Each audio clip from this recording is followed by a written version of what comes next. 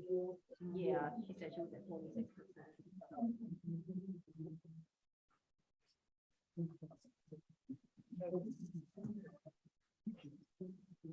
Can I see everyone? Looks like it's only showing for White Sea Public.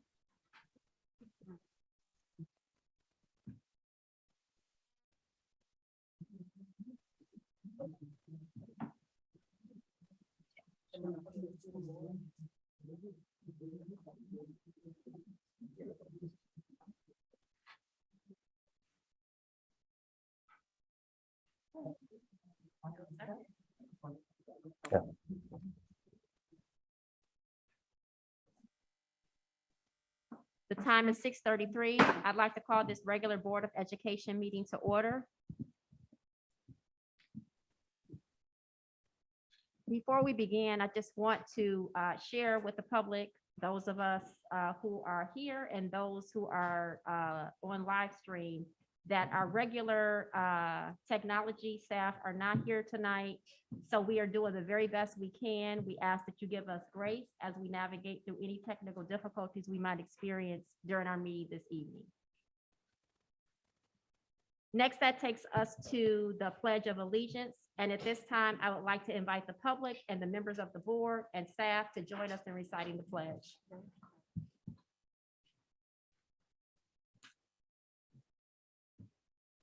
I pledge allegiance to the flag of the United States of America and to the republic for which it stands, one nation, under God, indivisible, with liberty and justice for all.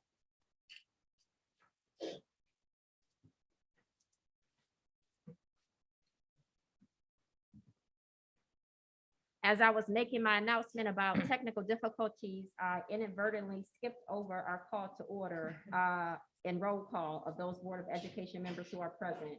So Trustee Goodrich, do you mind conducting the roll call of those Board of Education members who are present, please?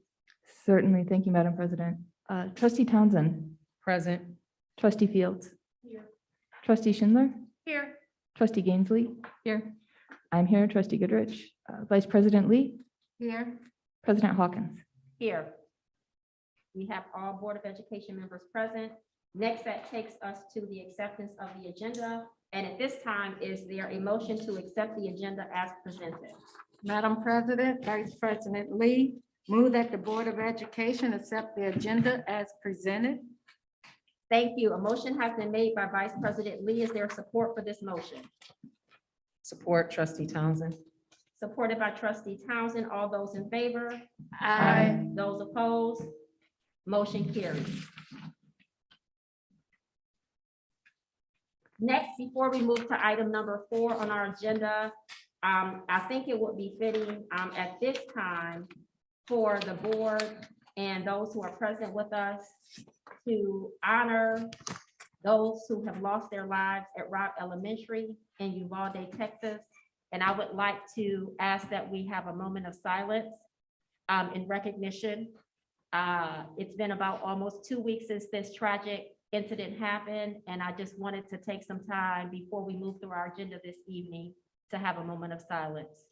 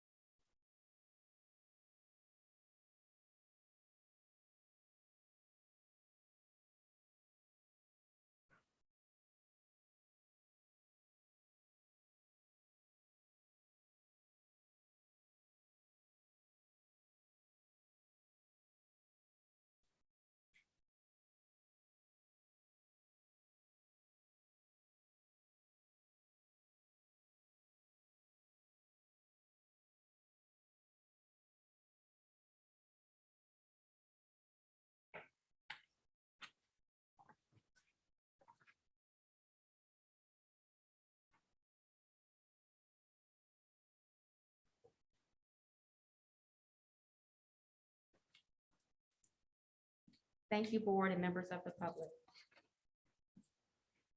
Next, that takes us to achievements, awards, and recognition.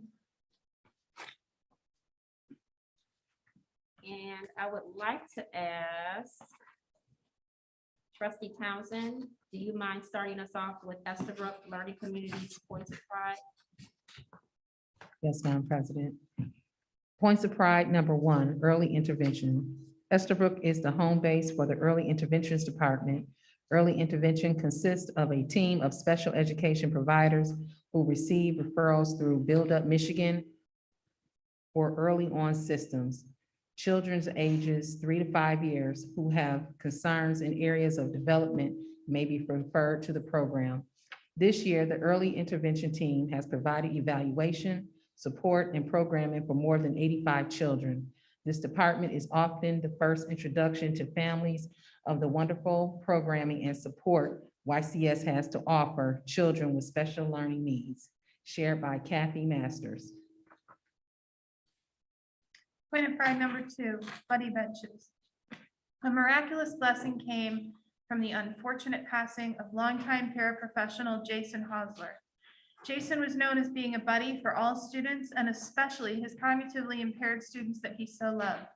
His parents donated a buddy bench to Estabrook, and from that, the vision of more benches became a goal. Survivors Speaks partnered with Estabrook this year to provide the resources necessary to see our vision come to life. They not only took our vision, but they were able to provide us with building and painting awesome buddy benches for our students at Estabrook. Survivors Speaks worked with local businesses, Makerworks and Brush Right Painting, to donate their time and resources to provide benches for the school to offer a means of emotional support for our students throughout the building in a unique and diverse manner. Shared by Loranda Ojo, Estabrook social worker. Point of pride number 3, social emotional support. Estabrook has weekly lessons in social emotional learning via Zoom with Mrs. Ojo and Mrs. Turlip. Students participate in activities that taught, practice, and enrich the 5 social emotional competencies: self-awareness, self-management, social awareness, relationship skills, and responsible decision-making. These lessons, developed by Mrs. Ojo and Mrs. Turlip, utilize a blend of videos, read aloud, worksheets, mediations, and many discussions. Each lesson ended with our compassion statements. I will use my voice for kindness, my ears for compassion, my hands for charity, my mouth for truth, and my heart for love. Anonymous. End the quote, anonymous. Estabrook students focus more on restorative practices this year as students engaging in conflict had a chance to reflect and restore the situation while making a plan that included their part and what help that needed from their teacher. Having the addition of an oasis room with Mrs. Ojo and Mrs. Turlip's office provided our students with 2 supervised spaces where they could come and calm down, talk about their feelings, and process the restored conflict. The Intense Student Support Network Action Team and the Sunshine Committee also work behind the scenes to care for staff, social emotional wellness as well. Some staff members participated in the Compassion Resilience Circle provided by the University of Michigan and reported back that their ability to maintain composure, take care of themselves, refuel their bodies and minds, and stay compassionate had heightened due to the training. Several paraprofessionals also had training in restorative practices, and self-care has been something the Estabrook community has been trying to cultivate amongst our students and staff. Shared by Jessica Turlip, climate and culture coach. Point of pride number 4, Big Brothers Big Sisters of America partnered with Estabrook this school year to provide mentoring to about 20 of our students during their lunchtime. Lunch Buddies through Big Brothers Big Sisters provided our students with the opportunity to not only partake in having a mentor, but also experiencing doing fun activities with a mentor. Students are able to share, grow, and learn by another trusted adult from their community. Big Brothers Big Sisters assisted with eliminating barriers that typically make it difficult for our students to participate in programs. Shared by LaRonda Ojo, social worker. Point of pride number 5, leveling up. The use of ESSER funds allowed for every student at Estabrook to receive a complete set of math flashcards. Every day, teachers set aside time strictly for students to practice leveling up. Students were then challenged to continue their mastery of addition, subtraction, multiplication, and division facts. Their mastery of 5 facts earned them a game token for their grade level specific game.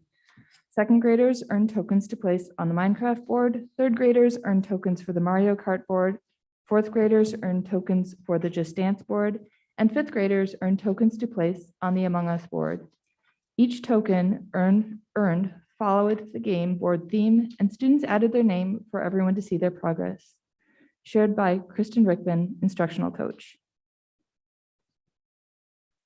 Point of pride number 6, a magnet for multiculturalism. Multi-language learners continue to thrive at Estabrook.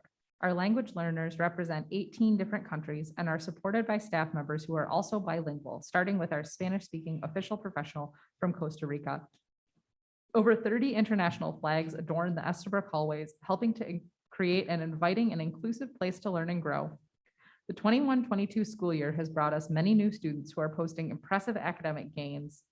Estabrook's EL teachers have shared that 100% of her service students have achieved a gain of at least 2 reading levels in this past year. 71% of those students met their NWEA growth targets. This type of positive achievement runs counter to the majority of our county's multi-language learners' rate of progress, especially during the pandemic. The Estabrook EL department maintains a close partnership with EMU's TESOL department. Joint education projects between YCS and EMU are the norm, and EMU students learn from our experienced EL staff. Their support in family events, such as our annual Estabrook Hispanic Heritage Night, allows us to extend our enthusiasm for language and learning out further into our community. Shared by the Estabrook EL department, Margarita Deerclough, Marie Schotten, and Mary Ann Yeager.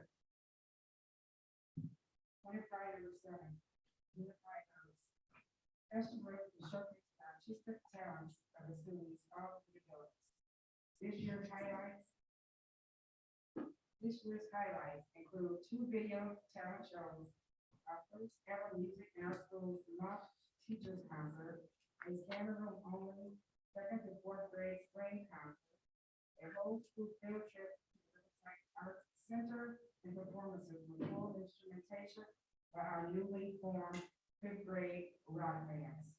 We also hosted our first ever Unified Arts Night, an art showcase, a science fair, and a 2nd and 4th grade concert. Estabrook's Unified Arts is created to bridge our classrooms and connect.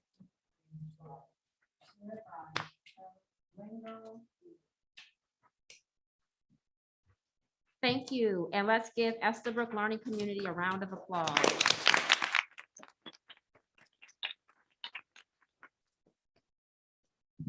At this time, I would like to turn it over to Dr. Zachary Ross for, I believe we have 2 recognitions that follow.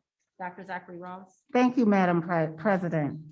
It is just with great joy I get to finally in person recognize the Teacher of the Year from 2020. You might say 2020, yes. We are so fortunate to be able to honor this 2020 LaFontaine Teacher of the Year, Patricia Stevenson McGee from Ypsilanti Community Middle School in 2020. We were in this very room where she thought I was asking her to come to a meeting all by herself when everyone else was out of school. And I said, I really need you to be in person. We need to do some planning. And just like why her colleagues, parents, students in the community nominated her, she was here. She was here planning and working, and surprise, surprise, on the screen came those from LaFontaine, from the Ann Arbor Community Foundation, and from the district to recognize her as the 2020 LaFontaine Teacher of the Year. She went on, continued to do work, continued to make an impact at the middle school. And finally, just last month, we were able to join in the 2022 celebration in Ann Arbor, Weber's Inn, to be able to recognize her in person. We also realized that the board did not have an opportunity to recognize her in person as well, and felt that it was just very right to be able to publicly thank Patricia Stevenson McGee for the work that she continues to do at Ypsilanti Community Middle School. So I'd like to invite her up to the mic. I know she didn't want to come even at the.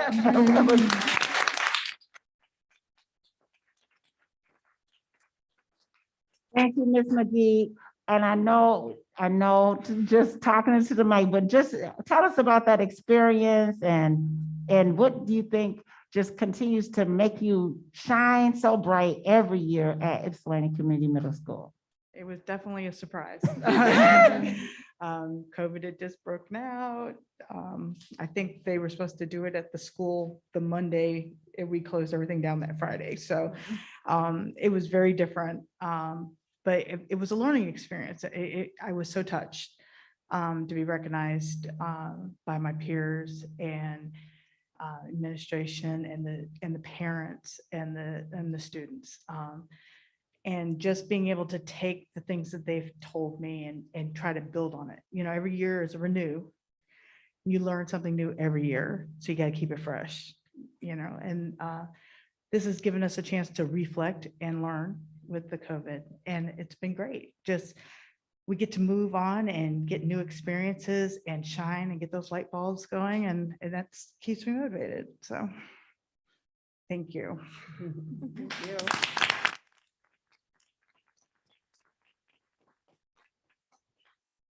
Well, we'd like to thank you again, and we're going to continue to tap on you for your leadership, and just thank you for being such a light, such a partner, and leading our other staff members when they come in. Your role is so important, and we appreciate you, Patricia. Next, we also have the honor of recognizing some outstanding individuals. With Teacher of the Year, we know it's nominations that go outside to the Ann Arbor Community Foundation and their committee, and they only can select one, even though we know there are so many talented individuals in our district. And today we get to honor a few, although we want to do it sluggishly because so many of them have made so many contributions to the district. We hate to see them go, but they have earned the right to retire. And so I invite Ms. Sue McCarty to be able to recognize the retirees that we know of at this time. I know that she's going to briefly introduce, and we're going to ask each person who is here, because not everyone is going to be able to make it today, but everyone who is here, we have a gift on behalf of the district. But no words, we could go on all night long. No words can express the gratitude for the impact that you have made due to your ongoing commitment, dedication, hard work to this district way before I've been here, before many of us who are currently here in the district. Know that your work is not in vain. Know that your work has made a difference in the lives of our students, in the lives of your colleagues, and it will go on. And we thank you. Ms. McCarty. Thank you very much. I have the extreme pleasure, and I notice who's behind me, and it's almost bittersweet, almost make you want to cry because you don't want to let go. And I did try to refuse every one of these retirements, but you know, it just isn't legal. So I just want to read a couple of little blurbs about each retiree that is here. And they're in no particular order. So Susan Keefe. Susan has been the Title I teacher at Erickson. And during the height of the pandemic, she pivoted back into the second grade classroom. She went above and beyond for her students. Her gentle and sweet spirit will be missed at Erickson. We want to make sure the camera sees you. So Susan, hi It's for Susan. those who are in the virtual world. it's way more than- And next, we would like to honor Miss Kathy Winters. Kathy, oh, you want to do one at a time? Okay, absolutely. If you could come around, usually they do Miss Keith. the function up there with the board members. I'm sorry, and then we'll take it. Okay. You wanted to walk around? No, she wants you I to. don't know if you guys feel comfortable with the bump. Oh, Yeah. sure. We gotta stand up. Oh, are we standing up? Whichever way is easiest. Do you want Susan to walk around? Yeah, go.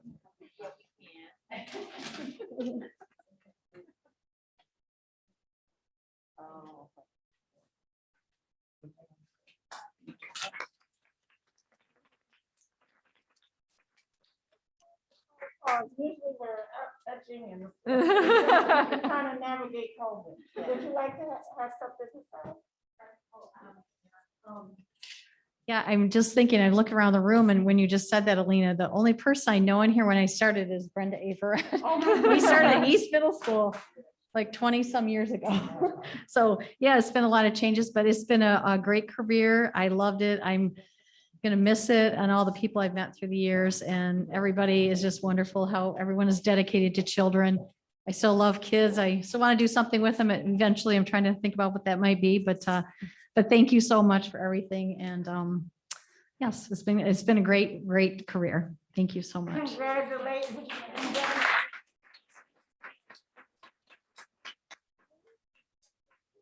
One picture of the billboard, so even though. Oh, okay.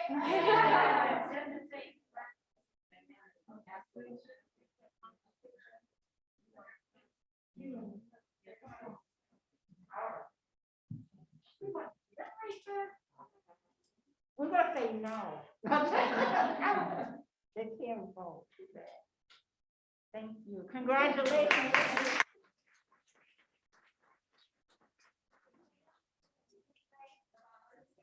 Yeah. Next, we would like to honor Kathy Winters. Kathy Winters, according to her principal, is a pillar at Erickson, both inside and outside the classroom. She's an instructional coach and a thought partner, and an active participant in the leadership team. Kathy is an advocate for staff and students. She gives her whole self to YCS. This is the absolute truth. It's our honest. Kathy.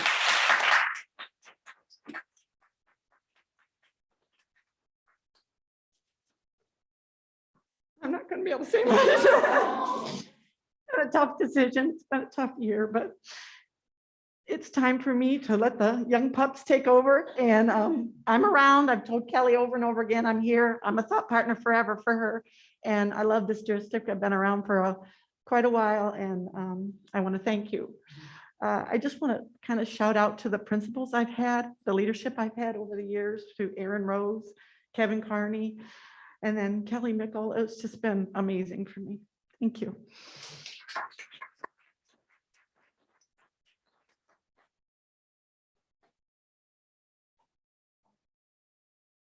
Congratulations.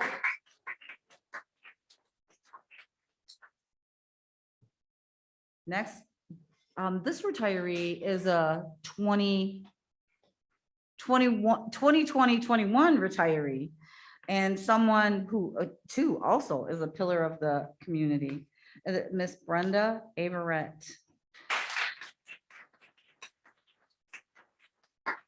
Brenda has been with the district for a number of years. She paved the way for the future counselors at the middle school. She has laid the foundation for building students' careers in colleges. She's passionate. She is passionate about ensuring that her students do have a plan for the future.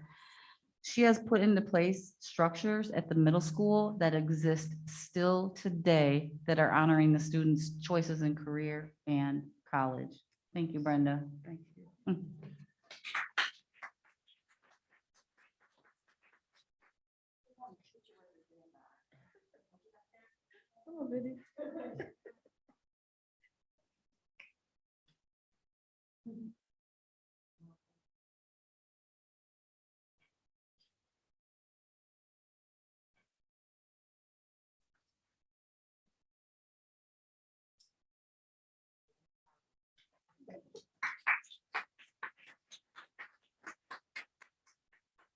Thank you so much. I just want to say it has been my pleasure, my honor to work for Ypsilanti Community Schools. I love the children, and I'm so glad that I live in the community where I can see students all the time, even when I go to McDonald's, any restaurant. And it certainly has been an honor to work with so many of the teachers and administrators, and I just love the kids. You're right, I'm passionate, and it's hard for me to talk because I love Ypsilanti so much, and I'm just glad to be a part of this legacy, and that I will continue to work with kids. This has been my life work, and I will continue to work with kids for the rest of my life. So thank you for this opportunity, this gift, and just to be able to serve. Thank you.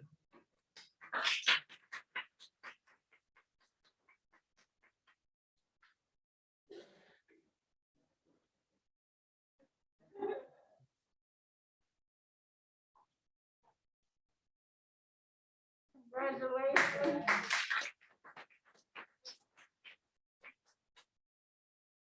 Next, I would like to honor Kathy Masters. Kathy Masters is an extremely dedicated employee who manages the early intervention program. And I don't know if you guys know, but that's a 1.2 position and probably more. Yes. She's an expert in that area. She's able to perform her duties seamlessly. And from what I understand with speaking with Ruth Jordan, that many families actually enroll in YCS because of the relationship that Kathy has built with them. She's going to be a tough person to replace, and her absence is going to be missed. You're going to be missed next year with your absence. Sorry. So thank you so much for all you do, Kathy.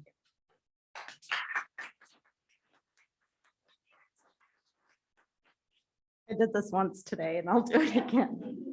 Turn around, look at me. And I can't look that way either. I have been truly blessed to have the career that I've had.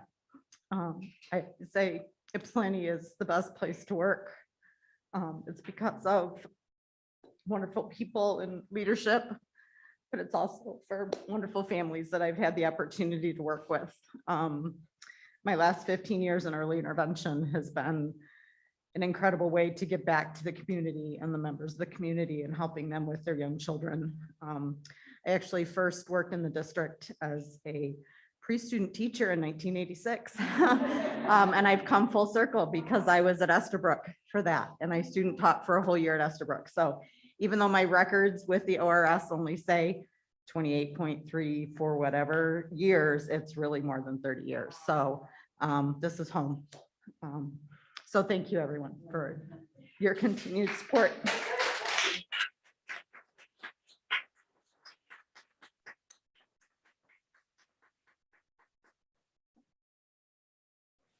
We've had a big journey, haven't we?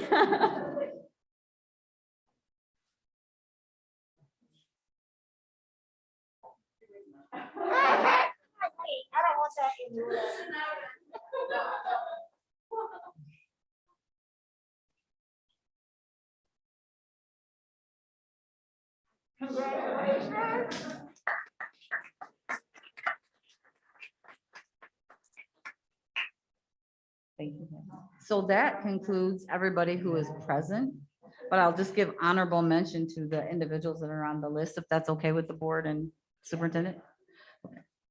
So as the board takes their seats, we also would like to honor Miss Nancy Hall, who once again was a 2020-21 retiree. She was an extremely dedicated individual to the students. She was a lot of fun. She brought joy to the workplace. And I was speaking with some of her colleagues today, and they said that the students still ask for her and ask when she's coming back. And then we have Todd Gilbert. He was a custodian over at Erickson. He truly cared about the functionality of Erickson. He was meticulous, according to the building principal. That's why the Erickson is the cleanest building in the district. And that he was known to help the students whenever he could, but pretended like he was gruff and didn't want to help the students, but he did help the students whenever he could.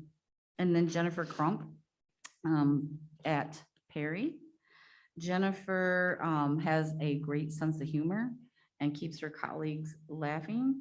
She is a stellar resource for families. That's where she excels. Again, building relationships with families and making sure that they have the things they need. Constance Irwin was a parapro at Perry, and she was known for her giving spirit. She was a champion hugger who truly cared about the students, and they really missed her this year. James Brewer was the custodian at ACE, and he had an excellent working relationship with the children, a great rapport with the staff, and just a funny thing to note, during one of their community event days, he brought in all of his DJ equipment to teach the students how to be DJs. So, you know, Ace just said he was a top-notch colleague. And then Sherry Gerlinger is working at YC2S this year. And they're extremely proud of her because she's a master collaborator, willing to share all of her expertise, being that first one to question, are we doing the right things for our students? Sherry did an incredible job transitioning to the online environment, and her team wants to wish her the best. And finally, Sharon Wilson was a dedicated food service employee. She was always smiling. You could count on her to smile, and you could count on her to go anywhere in the district that you needed, whenever. And she was compassionate, and she treated each student as if they were her grandchild. And that concludes the list of retirees for 2021, 21, 22, and 2020, 21. Thank you.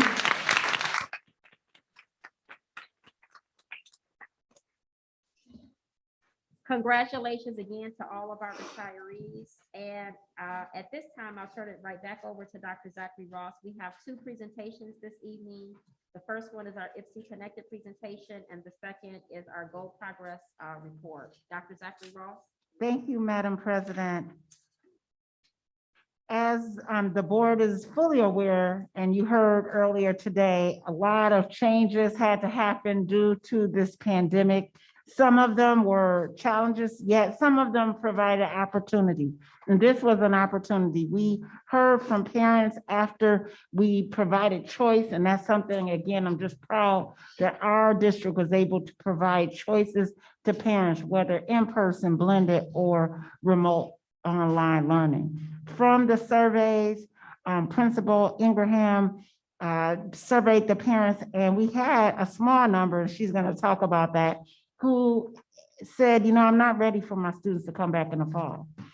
And I'm concerned, is there going to be an online option? We want the online. What some people didn't see was that it was going to be different than it had been the year before because of the pupil accounting rules. And this team, led by Principal Ingraham, just truly took the reins and brought together a program that we can all be proud of. The board, we promised to bring back the information, how the students were doing, the data of the enrollment trends. And I'm just proud to have Kiera Ingraham lead this work and to be able to present her inception, her innovation and creativity, along with her IPSI Connected staff. So welcome, Principal Ingraham. Thank you very much. The first thing I would like to acknowledge the board and our executive cabinet for taking a huge risk. in education right in the middle of the pandemic and allowing teachers, community, parents, and students a voice in developing our IPSI Connected Community School. So we've taken what we've learned through the pandemic, and we continue to take what we learn each and every day and provide an innovative learning option for our community. We are different than everyone else around us.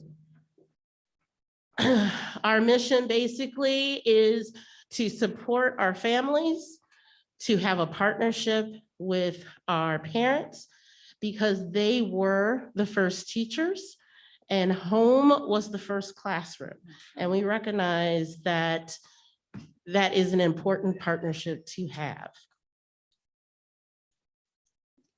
Whether we're distance learning or in person, relationships are the key. We know that as a district, we have been chiming that bell since I got here, and we will continue to chime that bell because there is no doubt that relationships are extremely important. It's what we value. At IPSI Connected, the house is in the classroom every day. So we have to have a very positive relationship with our families and our students so that we can continue the learning. At IPSI Connected, our student profile, we are focusing on 5 areas in hoping that when a student leaves us, because we're K-8, that they are self-directed mastery learners, productive collaborators, innovative problem solvers, culturally responsive citizens, and effective communicators. So, brand new school started in July of 2021. We had 180 students and I went into a panic because I didn't think that was enough. So I kind of freaked out. By count day, that was not a problem. And as you see, we ended the year with 320 students at this time. We have students from far as Midland and as far as Tecumseh.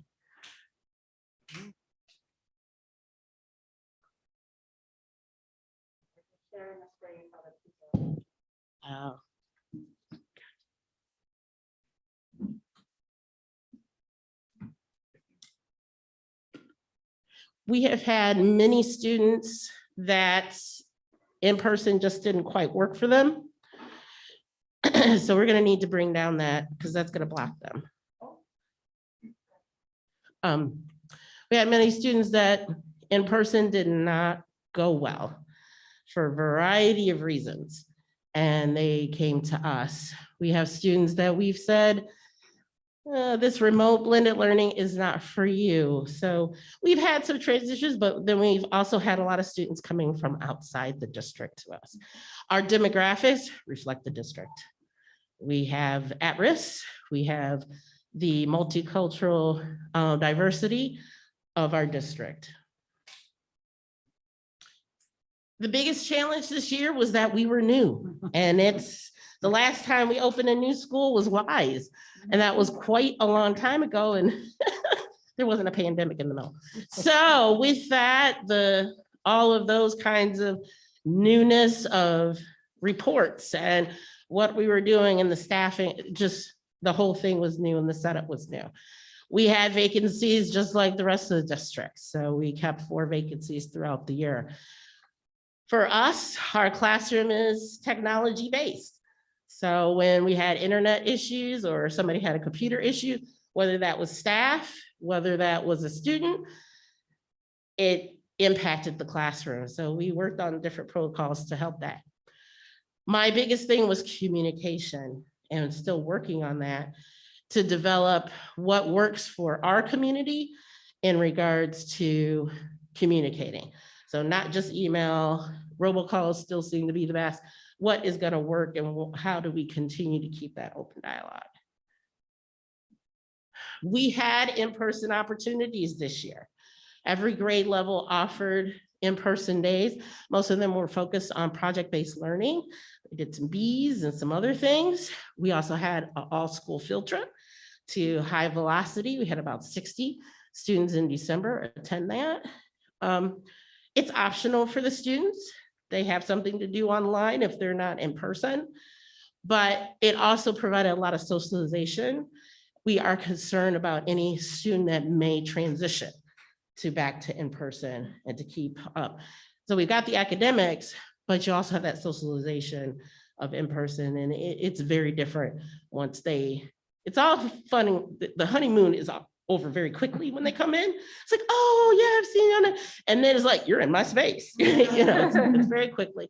But very happy to have provided those opportunities for the students, and it has been helpful. So a student benefits from YC Squared if they're a host schooler, if they have family support during the day, so that they can just make sure that they're safe and that they can get to all their classes that are online. It is for someone who doesn't necessarily fit that traditional setting. They need something a little different. They may have a medical issue, or they may need some less distractions in order for them to excel academically. Okay, so that was the past. So now it's 2.0. So for next year, we have made a few adjustments to improve YC Squared. So we're a blended learning format. We are distance, but the blended learning format basically means there's online content. We have live instruction. We also offer in-person, face-to-face learning opportunities. We're utilizing technology. We are utilizing data to provide those interpersonal pathways to mastery of the essential skills.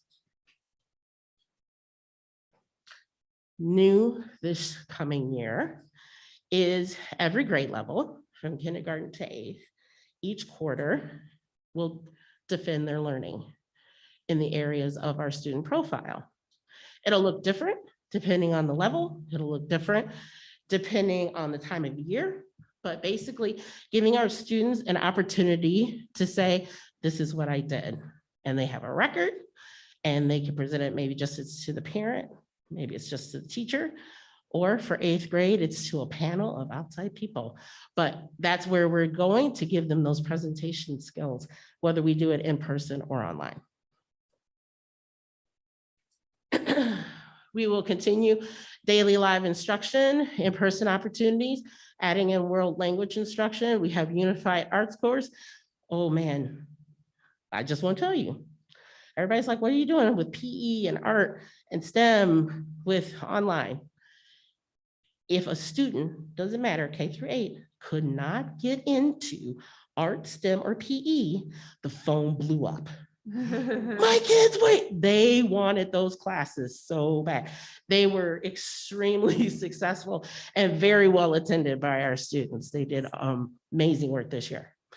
We have small group instruction, voice and choice to parents and to the students on what they would like to learn, tangible play for K through 3rd grade, college and career exploration for 4th through 8th grade, with the opportunity to earn 3 college credits upon promoting from our school.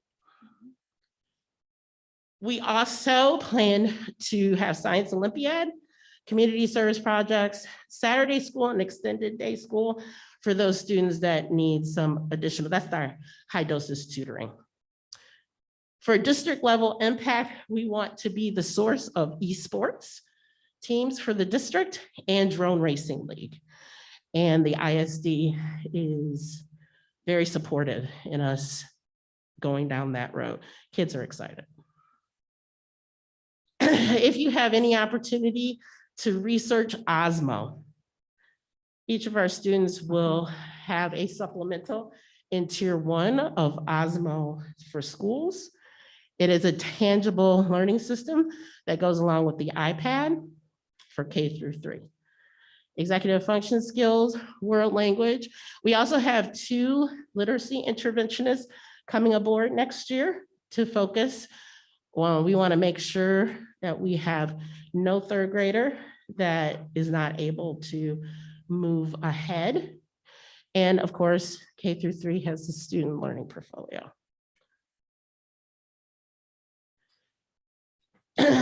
This is Osmo for Schools.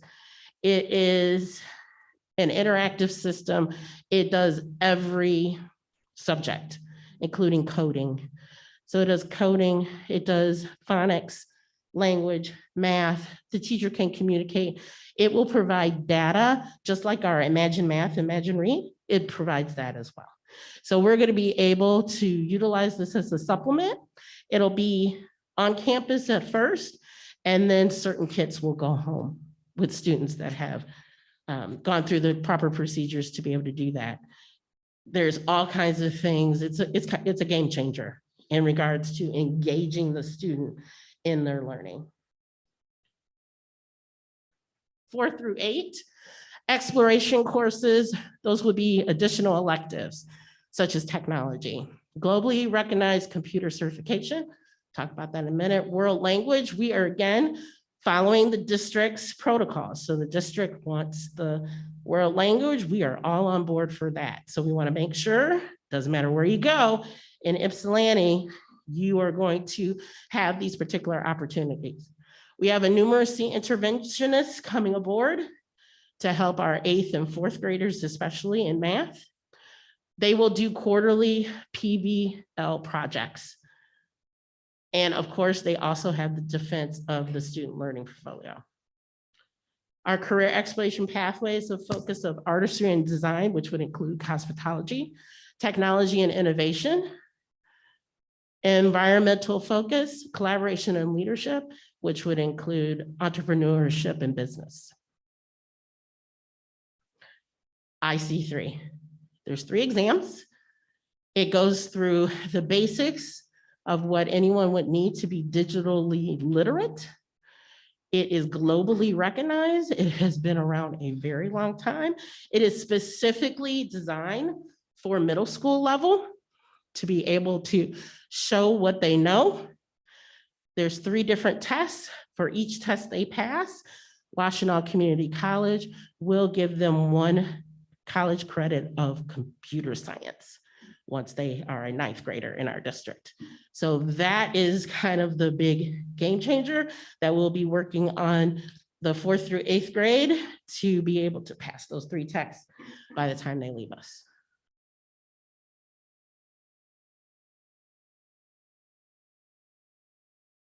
Ypsi Connected Community School educators understand the unique needs of every learner and tailor the educational experience to drive student success. Questions? What questions do you have for me? I've been trained by Beverly.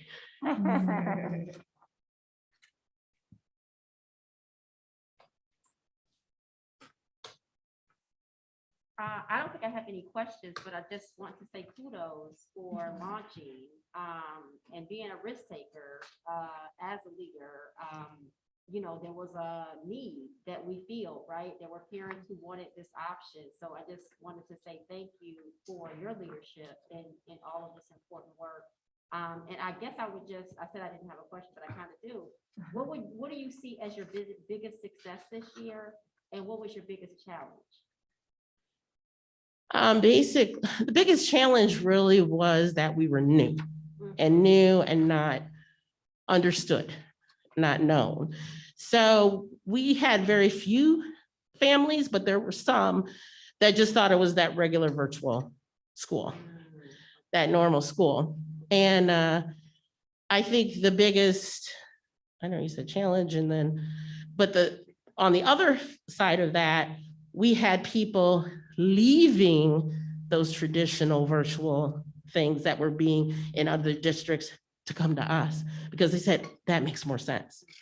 Oh, I want my kid there, because even as a homeschooler, if you're doing completely asynchronous, you are completely basically on your own. And then you're waiting 24 hours to get a response. This way, teacher's right there all day, every day. And so they had that immediate response, that immediate support. The communication between the parent and the teacher could be quicker in getting the student back engaged, so. I also just had to say, I was very impressed at the graduation with the involvement of the parents and how they were out to support their children and just the excitement from the kids as well as the teachers. I was very impressed with the teacher, specifically the art teacher. He was very enthusiastic about his role as a teacher. And with the numbers that we see now, the 325, what do you feel we need to do to possibly increase that number? Because that number is almost comparative to a building. And I just think this is a great opportunity to market outside the district. I'm very impressed with hearing about students in Midland and things like that. So I really, there's no other district really doing it like this. So I just think that's a good opportunity for us to increase those numbers even more. Yes, and so I do have a concern that our numbers will go back to the 180 in the fall, but we would like to do some major marketing campaigns, especially to the homeschool population, to give them that support. The minimum, of course, would be about, to have a class per grade level, but my vision down the road is 2 classes a grade level for K through 8. And to take them from there and feed them right into our high schools. So to give them those kind of opportunities. So yes, we have signed up for a few summer promotions through Boots on the Ground and Juneteenth and some other things. But yeah, I would like to do some very target marketing. And then for the students that are going to the high school, have the parents given any concern in regards to them being in person, or do you think that is a challenge that we might need to look at as far as offering something all the way for online learning?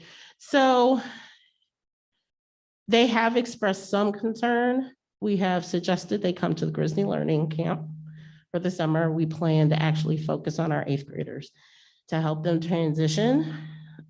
Most want to stay with the district. So they know there is an option, but we're just going to kind of have to, play it out to see how it goes. But there's a little bit of concern, but it's not overwhelming. You're talking 1 or 2 families. Thank you. I was gonna piggyback on, because that was gonna be my question. So I'm glad she asked. I'm like, yeah, I was gonna ask about that as well. So are they, as far as like the 8th graders that are, like she says, going to the high school, are you using, because I know we were at the meet and greet last week with Mr. Wallace, and he has that program that helps bridging them with them. Are a lot of students taking advantage of that opportunity to help them bridge to go to high school? Because I know there's a transition, because my grandson's gonna take a part in it for the 8th graders when they're going to 9th grade. Is that what it has, was that something you guys thought about, maybe getting a lot of those 8th graders involved with that program to help them? They have included us in all of that. Okay. And great. so the plans going forward is to make sure that the 8th grade, I'm not just saying that they're taking advantage of it. A lot Yes. of families you think are taking advantage of that opportunity. I'm just asking, do you know? they have most of the time. Again, it's early. I mean, we kind of do things right at June 20th. But it's kind of early, but yes, most of the families have recognized, I think we've made that clear. If you're going back in person for high school, you have to do some sort of transition for your student. So something, and there's multiple programs, so they're going to all kinds of different things. But yes, and then we're part of that group. And so next year we'll be starting even earlier to help our 8th graders transition. Any other board questions or comments? Thank you. Again, thank you so much. Thank you. Thank you so much. One of our advantages of Principal Ingraham being elected by her peers across this state to the McCall board, you're seeing that connection. So her understanding things beforehand, ahead of the game, being on that board in the area of technology is truly beneficial. We thank her for her service on the McCall board as well. Next was a late addition. If you can recall, February, we were given this information on our goal progress report by Dr. Lopez from the state. It's a new addition. If you can recall, last year we had to every month give the extended COVID learning plan, the ECOL. Every month there was a report. Well, this year there's a report in February, which you received, of the progress. And it said in the law, because we looked and we said, oh, can we do it later? Said in the law that it had to be the closest board meeting to the end of the school year. And so that does bring a challenge. If you will note, other districts have seen trustees shaking, the data doesn't get in that quickly. So I want to publicly thank Clark for his refer. He created the information. You might note, board and the public, that there is a 54-page PowerPoint because it is broken down into great detail. I asked if Dr. Lopez would merely give the highlights as presented, and the board, if you have questions, because of course you don't have time, you didn't have time when we received this to go through all of that. This is part of our quarterly update that you'll get, when we meet with Ms. Mary Kerwin and when we meet with me for the quarterly. So feel free to go through all of that and gather your questions and bring them at that point. So I don't want the public to think, well, why are they asking a whole lot of questions? It was a lot for me to take in and swallow. And so at this time, Dr. Lopez, and thank you, Dr. Lopez, for that, for putting all this together, for the report that has to go to the state. Yet we will take time to make sure during our quarterly piece to really break down some more of this. Thank you, Superintendent Secretary Ross, and good evening, Board President Hawkins. As you noticed, this, I presented the 98B Gold Progress Report in February. Like Superintendent Secretary Ross has mentioned, we do it twice a year.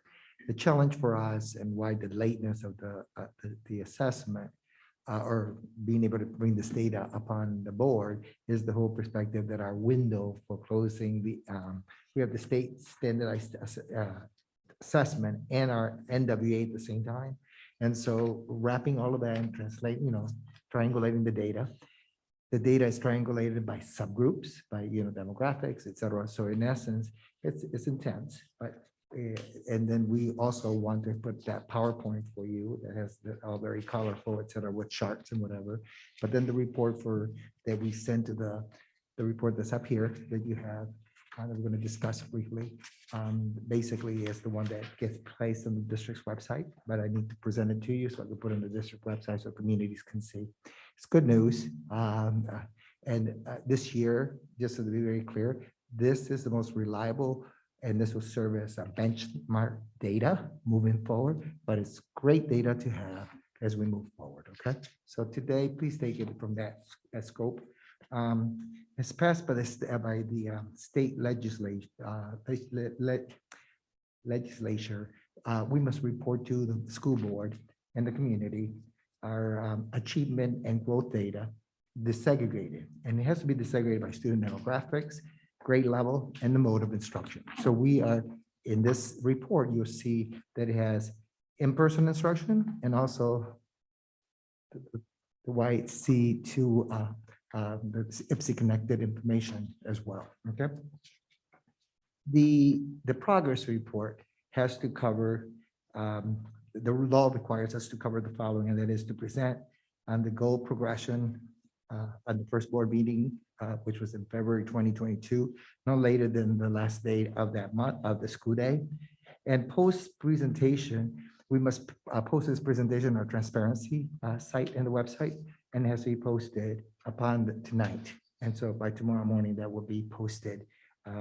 While the information contained in 98B Gold Progress Report is required by the statute, this template that we have here is what the state has identified. This is how they want their data.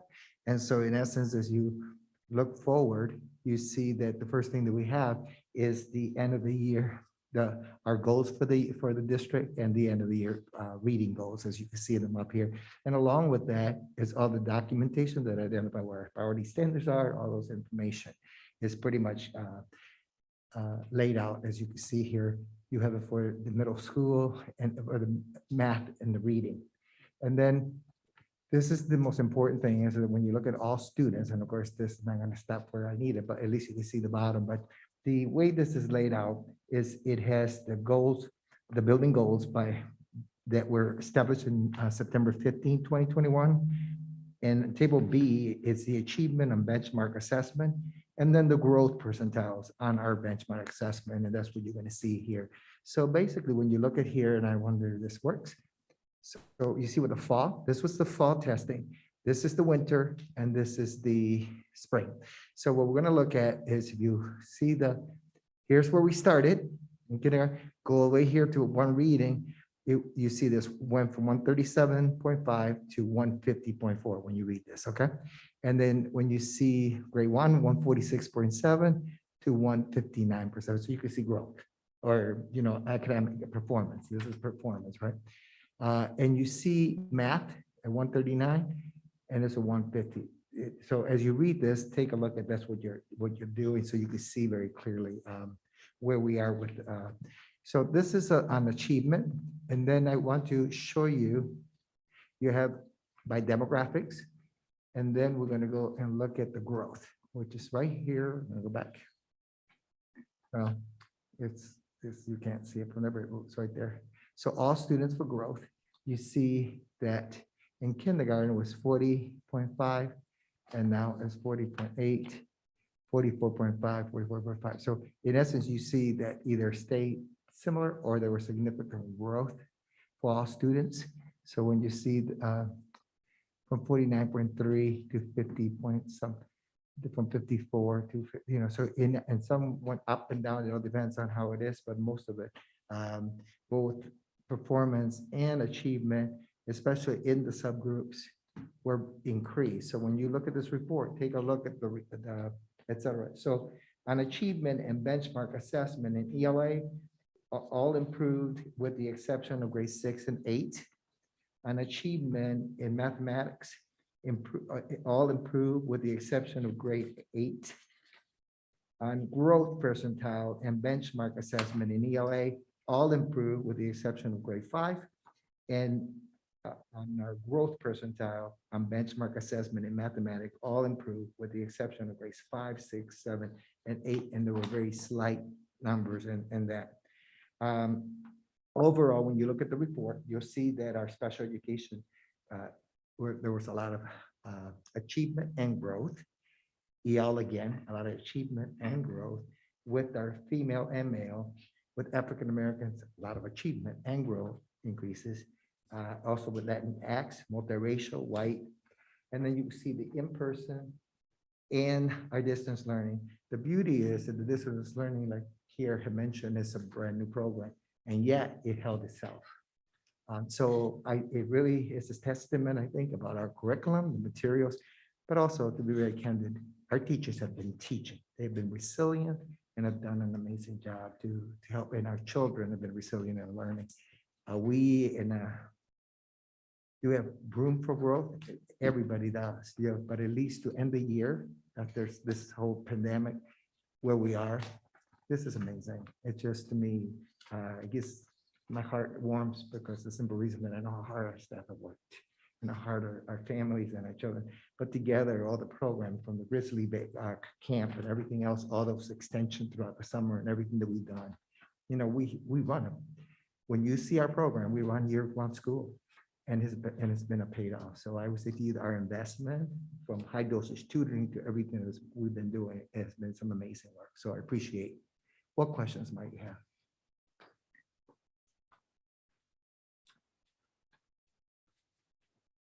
So Trustee Goodrich, Trustee Gaisley, and then we will have Trustee Towns. Thank you so much for the presentation, Dr. Lopez. And I spent too much time today looking at the big ones, so I'll save that for another time. I would love at some point if there were an opportunity to maybe do a data workshop. I have a lot of questions about how we could visualize some of these data to make some of the, to look at some of the comparisons. I also really appreciate the context that you gave us in here that the NWA growth norms are based on pre-pandemic data. I know ultimately, if we want to unapologetically accelerate our students, we need to start working on getting those percentiles above 50% so that we're really moving our students forward. And I also appreciate how incredibly hard all of this has been and what an accomplishment it is, given all of the challenges of the pandemic, to get the achievement we have here. I guess my main thing is, like, please, if there's an opportunity to do some sort of data workshop, I have lots of questions that do not need to be asked today, but I'd love to ask at some point. And thank you again. And if you want to share them with me as well, feel free, and then we could get them ahead of time if you want to, and so that way we could share that with everyone as well. Okay. Can I also respond? NWEA, as you know, they did last year was the first time they did online, then they switched back. So they are still using pre-pandemic norms. They are looking at renorming because that is not the norm today. And so across all the nation. And so when we get that information, I think that'll also be helpful. We had David Bain from HMH, who has been working with them, to come in and really go through that with us. So perhaps even during that workshop, he's a really and true expert and was helping us to look at, you've got a norm against this because that's what NWEA is written for. But these scores aren't the norm for from pre-pandemic. So I'm so glad you brought that up, and that is certainly something that they're aware of too. And we'll get that information as it continues to go. And just to, and Trustee Rich, you will be happy to hear that this is the first year where our schools already received the data on the 5% student. We know the student that we need to support with the tier 3, tier 2, and then tier 1. It's all outlined. Working with Clark he's amazing. And we have actually provided that with the schools. We also, for the first time, were able to get the scores for the MSTEP, and we knew exactly which students were recommended, and those numbers decreased compared in the past, where there were a lot of kids who are being recommended for retention. Those numbers were reduced significantly. So we're on the right path. It doesn't mean that we're all perfect, whatever, but we'll continue with, I think, with the love and support, and what I think sitting with David Bean and the team was, we brought everybody to the table, the principals, the teachers, et cetera, and came out with a comprehensive tier systems of support to be able to provide the right intervention to the right student. Not every student needs the same intervention. If not, what are we doing? Okay. And we did that for ELA, math, science, and social studies. Thank you. Thank you. I had a question, and I think Trustee Goodrich may have partially answered it, but I just want to make sure that I understand what I'm looking at with these growth percentiles. Is this the number of students who met the expected growth? The percentage of students who met the expected NWEA growth, or does that percentage mean something different? No, the average, based on meeting the group of students in the school that met that RIT score in the performance. The benchmark that we just then that discussed. would Okay. determine the growth that took place, and then there would be that would be a percentage of the students who actually met it. Okay, so it's not actually. Okay. I was thought it- looking for the growth between these scores, which is definitely not 40%, so I was getting really confused. So it's the percentage of students who have met the expected growth. Yes. Okay. Oh, That is. okay. I have That more is the questions for another percentage of time, but students who met it. So we are at if we see the 45, 50 is where we're heading, we are getting close. Okay. And in some places, you can see that we exceeded the 50%. So, wait, then I'm confused, because the 50 is the target. The The target. target Okay, from NWA, but in essence, if you want the students to do well on the MSTEP and whatever, you really want to be looking at 60s. sure. Thanks. Did you have another question? I don't want to get us too far into the weeds. I thought that these were the conditional, the kind of average conditional growth percentiles converted from the CGI, but again, I think this can have, I can get this cleared up at a future time. So my question was, with the information, I understand that it's based upon previous standards. But with this information that we have with the students that we may have that are not performing at those levels, what type of plans do we have in place to try to get them besides what they normally get? But like say, over the summertime, that's when you're gonna lose a lot of the information. So I know we have the Grizzly Learning, but how are we trying to strongly encourage parents to have their children participate? So a couple of things, the first thing for children who didn't make the cut, they're going to receive in grade 3, will be receiving they received a letter already. So in essence, even though we as a district are not retaining those students, because we're not going to blame the student for a pandemic, we know that we have to provide the right intervention. So the number one things that we've been doing is working very closely with HMH, working with our partners, et cetera. So even today, as we laid out, as we're moving forward, we're bringing a MIRA, which is an assessment component to assess where the student, so that is stronger than DRA, so that we could target the intervention at the right and get to the nitty gritty where the student is, so we could intervene with all the supports that our HMH program brings to play. We are also, thanks to the grant that Mark has written, we are bringing Read 180 and Systems 44 into our elementaries, grade 4, all the way through the middle school and high school. We're also bringing math 180 as well for the middle school and high school. So we really are being very targeted with those supports. We met with Imagine Learning today. The achievement had increased. It's being utilized in all our elementary schools. So we're going to continue with that because it's really in our grades, kindergarten to 5th grade has been utilized, being successful. We saw the growth in being shared today with our EL student population. We also use with the Spanish immersion program at Ford was one of the highest utilized. Imagine reading in Spanish and math facts in Spanish and all that stuff. So our teachers are utilizing it, the ones who have been utilizing it very faithfully, which is like, if we had like 330 third graders, for example, 300 where that's how solid it was. So Dr. Lopez, I'm sorry. I'd like to make sure that you get to see it. I think it's hard what we've done is when we worked with Dr. David Bain and got the scores back from both our state assessments and NWEA, it targeted the students. And so under tier 1, what everyone gets, that's our whole Mifflin, the HMH curriculum, for example, in ELA. But then within there, when he talks about a mirror is a automated, it goes in, individual students log in and it tests. It'll give you more or less, and then it'll decide what your plan is. And there's individual personalized tutoring in that program. So that's where he mentions a mirror is a tier 2 intervention that's done in the classroom, like one-on-one tutoring, but in the classroom. In addition, he talked about Imagine Learning. So you've seen our students going on Imagine Reading and Math.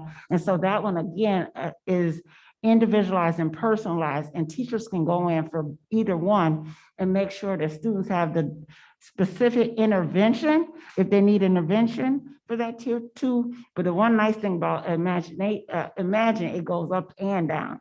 And then there's inside like our Michigan Reading Core and Math Core. So I'd like for you to see it because it is spelled out on that curve of what tier 1, tier 2, and tier 3, and there's specific math and reading. The nice thing is that we did use the expertise of Dr. David Bain because we did remove some of the interventions. There were just so many things that people were adding, and to be able to utilize the data, before Solomon went to become a data coach, become our technology director as a data coach, he looked at the effectiveness of our tier 2 and tier 3 interventions, especially the computerized ones.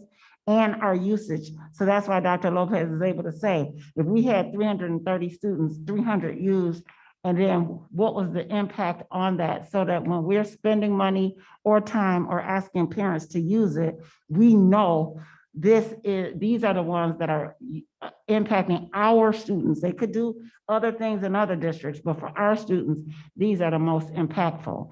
And the team he's talking about, the instructional coaches, so shout out to them too, really worked as a collaborator. So it wasn't Dr. David Bain and Carlos. The team looked at what is going to be needed for ELA, what's needed for math, and then the EL team. And as you see, they're the ones that continue to outperform, which is unheard of, but they use even a different type of intervention. So to see it, it's really laid out clearly, and we need to do that because we do have such a high turnover in staff.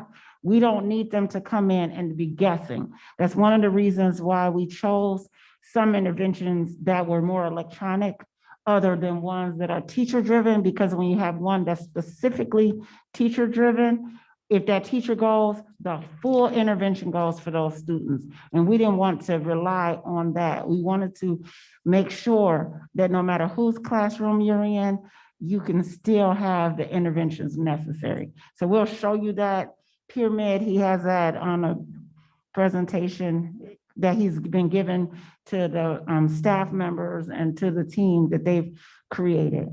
And if I could just say one last thing, we happen to have the most prepared instructional coaches in the entire state of Michigan. And everyone's always trying to steal them from us. And the reality is they all have been trained in cognitive coaching. They all have been trained in formative assessments. They're top notch. Couple of things that I really love about this team, like as you ask, what are we doing also? During the summer, we have two major projects that involves our curriculum. And one of them was we've been working with Goldie Mohammed with our instructional coaches all year long, the author of Cultivating Genius. And one of the biggest things that we're doing over the summer is 14 K-5 teachers will be working intensely with our instructional coaches. And they're going to use the 5 pursuits of Goldie Mohammed, and we're going to embed every unit behind the screen. You will see the model where it's conceptual maps and whatever. The team has been meeting for the last month, and they downscale so that we could go deeper. And instead of you teaching all 10 units, it's a superficial level because there's so much content. We narrow it down to 6 units of instruction so that we can go deeper and really promote the literacy and tie in literature that's culturally responsive to our children. So all the books that we bought, we're going to be utilizing a lot of those in our instructional programs. So I think that is beautiful. The other piece is our roadmap, which is a grade 3 to 5.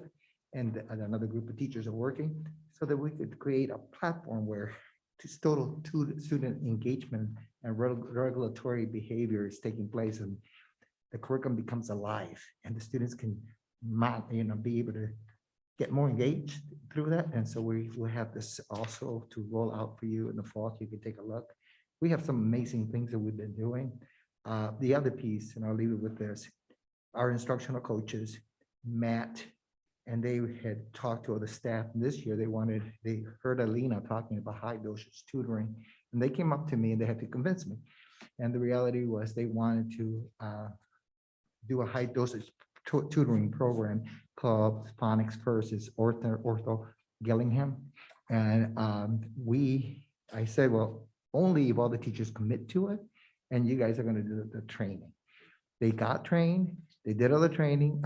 We paid, the district paid, and everything else part of it. The program has been so successful. Recently, a couple of the principals, or instructional coaches, have been looking at the data, triangulating. They've been monitoring students from the get-go to where they are now. And some kids have grown 1.5 years to 2 years in that whole phonemic awareness, et cetera. And it's really a very strongest program for the science and reading. And it's just amazing. But I also, again, goes like anything that you want to implement and do it with fidelity gets done and students learn. The enthusiasm is that we are doing it in all the schools, with the exception of Perry, because Perry is using foundation and doing the model through foundations. At the end of the day, people support what they help create, and that is what we're doing here. Do we have all the answers? No, but what we have is the staff on board, the principals on board, the instructional coaches helping to lead it forward, and we're all collaborating. It's a heartbeat, you know, as an orchestra, and I feel that we have done some amazing thing. And then the summer school, the work, the enjoyment and the excitement and the learning that takes place in summer, because there's a lot of reading and writing infused into it. It's just amazing. Yeah, and that was a question, trustee Townsend, that you had. We are inviting students to come. We have really taken our goal is to take the stigma out of summer school. So we don't want to just say, you're targeted, you need to come. We want it to be really invitational, exciting, and have them have fun learning. That really gives that acceleration for the hands-on project base. And so, yes, we're inviting those parents and wanting them to come. It's just like Ms. Principal Ingraham said, though, is some of them are the hardest ones to sign up early. And so at this time, Dr. Cascarella, how many do we have again that are signed up? We have about 710 as of this morning. And last year we got to about 1,000. We have been adding, the original time I asked them, it was 200, then it was 300. Then we asked to resend it out, even if they didn't get on the buses. And so those numbers continue. Our goal is to take away the stigma. So we've got, especially in secondary, and doing more programs. Last year, the budget was there, yet folks didn't take us up on it in secondary to do more than remediation. They have found with high dosage tutoring, it does not work. That's not what works. The acceleration works. So I really want to press, please come. We are taking the stigma out. We are making sure that we have acceleration. When they do that, those intervention skills, that's why every teacher has to be trained in interventions, because they can fill in those gaps while they're being exposed. That's part of what we found is the issue, is that we keep going to remediation and they're not exposed to some of the accelerated pieces, and the students figure out how to navigate if they're in the environment to, like you heard Kiera talk about in those project-based learning, they figure out those remedial skills. We got to push them so that they can see that they can achieve, they can do it, and they can go back and get some of those specific hone-in skills if we accelerate them. So that's been our press. Parents, if they think Grizzly Learning Camp is about remediation, it is not.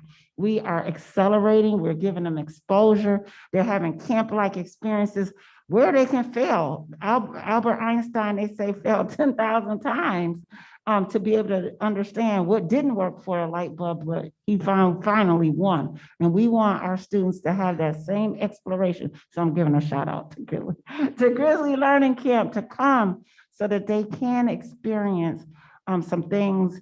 We have a great one where there's going to be writing with somebody from the Echo, not the Echo, what's the name of the newspaper?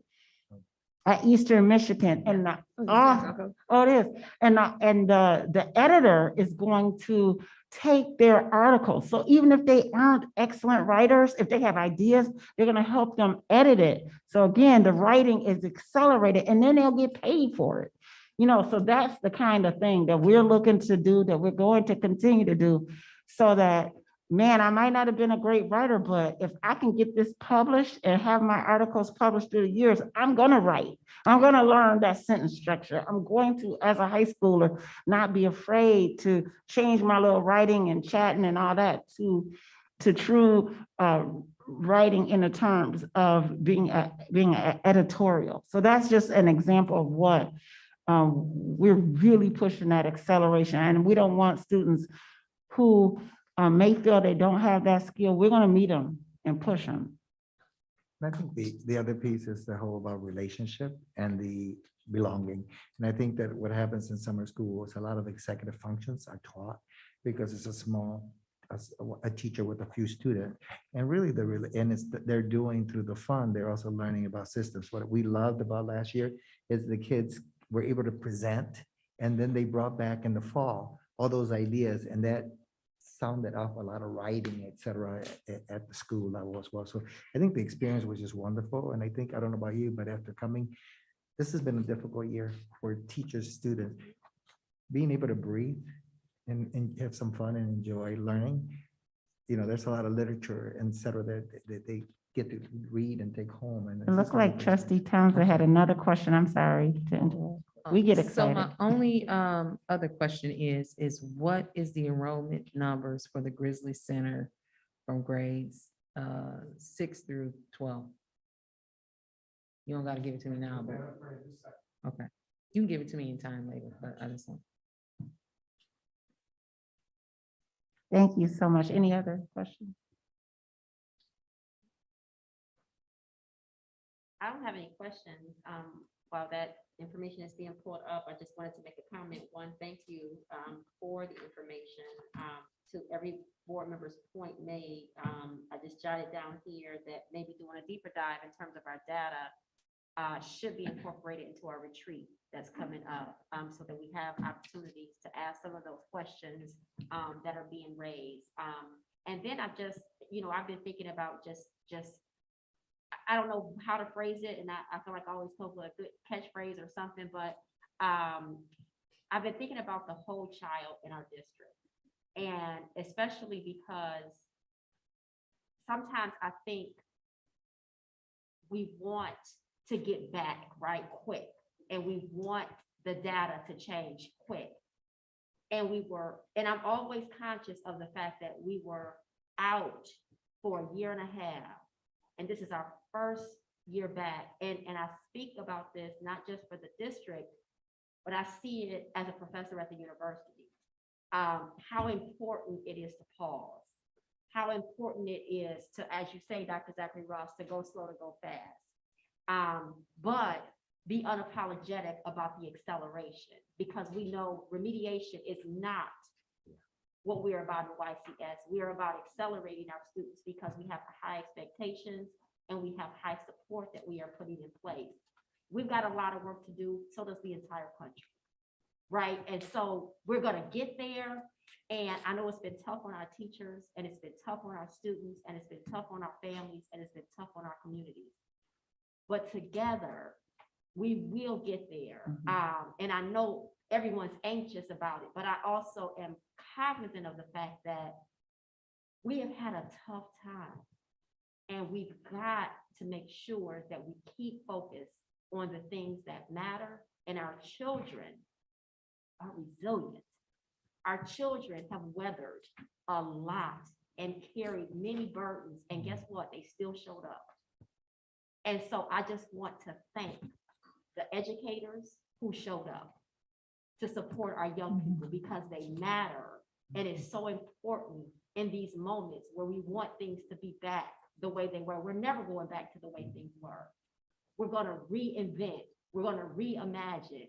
We are going to accelerate unapologetically, and our kids are going to get to where they need to because of everything we are doing to pour into them through the learning camps, through all these innovative programs. And so I just wanted to just say that to say that I've been reminding myself to be patient, because even in my mind, I've always wanted to know, like, I'm anxious because I'm like, I want us to get there. And I just had to stop to say, we will get there. We will, and we can. Right? I was thinking about you the other day at the meet and greet. You know, we will and we can, just a yes. So I just wanted to say that, and just to thank you, Dr. Lopez. This is a lot to digest, but we will digest it, and we will ask those important questions, and we will have a chance to discuss what are we doing, because those questions are important. This is great. What are we doing? Because not only does the board want to know, but the community also wants to know. Our families want to know. And we will get there. So I just wanted to just say thank you, and then to just say those few things. And Dr. Pascarella, you have the data. Yes. Trustee Thompson, your question was 6 through 12? Yes. 151 students. Thank you. Any other board questions, comments? Anything from Dr. I just wanted to add for Grizzly Learning Camp, if there are board members who know of families or public we are working even around students' work schedules and working with, if they are going through ESY, some parents, like for the extended school year, they're like telling Director Ruth Jordan, no, because I'm gonna miss Grizzly Learning Camp, because it's so exciting. And so Dr. Coscarella, along with those who are leading, are working together to find opportunities that if you have, for instance, if you're working or if you're in ESY, here's the things that you can do. So please don't think that everything's off the table because I can't go during this set time, this set hours. There are additional opportunities beyond some of the structured time and hours and within each one of the sessions. So we just ask them to reach out because to the coordinators, because there are options. We know that is a barrier, especially when you talk about secondary, but we want those options. And then as Trustee Fields and there's partners like Upward Bound, there are a lot of partners who are working with us to say, if they're doing this, then let's give them like Michigan Works even.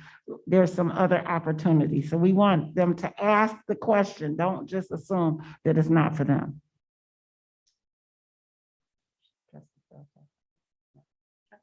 Trustee Fields, I'm sorry.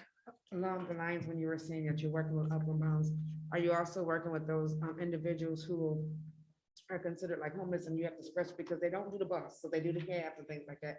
Are you working with those families as well, as far as if those students need to have access to, because I know during the school year, yes, they have that opportunity. But how are you working with those particular families as well? Yep, and Miss Allen is terrific. She works with them all year. They just continue to reach out to our liaison, Miss Teresa Allen, and she'll make those arrangements.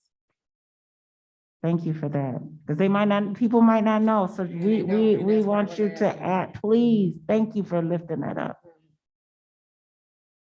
Any other board questions or comments? Anything else, Dr. Zachary Rose? No. All right, next that takes us to our discussion on our math survey update, and I'll turn it right back over to Dr. Zachary Rose. Thank you. If Dr. Lopez, if you would put that on the screen. We know that with the mass survey, we started in May. We've been promising our community that we would come back and talk to them. We could, make administrative decisions without them. Is it moving? Oh, see. Without them, however, we didn't want to make it without them. So we originally on May 2nd, we sent the mass survey out to students, staff, parents in the community through the district newsletter. We asked people to respond at that time by May 9th at 5 p.m. At that time, we only had 299 respondents to our staff and student survey. We had 119 respondents in the parent and community survey. Based off of that and feedback, because we had gone into high as a community, the transmission status, I received several emails from our staff saying, you might want to resend that out. I don't know if that's what our colleagues would have stated. I don't know for sure what if that's accurate. We sent it out, and unfortunately, we didn't get a whole bunch more. However, we did get some more. We ended up with 142 parents and community respondents and 396 staff and students. And we said, okay, well, we've given it multiple times in multiple venues. Let us look at that data. So from there, Dr. Lopez, if you go to the next. We asked them these things, and here are the results from the parents and community. We asked if we should require masking in all buildings and transportation for the 2021-22 summer programs and reevaluate for the fall. 45% said yes to remain masked. Then when we asked, should we begin optional masking on June 13, upon the completion of the school year, 28.9% says yes, optional masking. And then we asked, well, should we do optional masking on June 13? upon the completion of the school year and then reevaluated, 26.1%. So when we looked overall, just like the time before, we said, okay, optional masking. Before it was wear the mask, and when we added the two, but we added the two, 55% of the respondents would like mask optional beginning June 13th. Between the those who wanted us to just do it without reevaluation or reevaluating, they both said June 13th, let us let us wear it begin optional. So this is, the next slide shows what it looked like there as the percentages. And we do see, for us, I want to highlight, for our community, 45% are saying, I still want the mask. That is one reason why we didn't say, no mask. We wanted to make sure to hear those persons who want to have the mask at all times. So then when we looked at our internal, what is the staff and the students? Because we know the staff and students are really the ones who come here every day. And when we asked the question, require in all buildings and transportation, and then reevaluate, that was 33.3%. When we went to, if you, to have optional masking on June 13th and to the completion of the school year, it was 39.6% to go to optional masking beginning the first day through summer programs. And then you should begin optional masking on June 13th upon the completion of the school year and reevaluate 27%. So it indicated that 66% of our respondents would like mask optional. And what it looks like on the graph here, a little bit different, the smaller piece of the pie for those who wanted to continue to require masking. One of the things that we found interesting, and I did share the survey with the board, are the responses. The responses, I think, are what kind of was overwhelming to me. People talking about they really did want to have that option. They've gotten vaccinated. They felt like those who could, if we had an optional, those who want to wear a mask could wear a mask. We didn't take them from not wearing it. Of course, people highlighted that here is the only place they have to wear masks. So these same persons are out in the public weekend after school wearing a mask, and then they come in the district wearing a mask. And so looking at all of that information, we're recommending to the board optional masking beginning the 13th, that's that Monday back. Obviously, that was the reason why are we trying to do that now? Summer Grizzly Learning Camp staff is planning. Parents are asking the question. Parents who are, especially those who are asking for the mask optional, are really wondering what that is to be. You heard IPSY Connected today talk, and the numbers increased.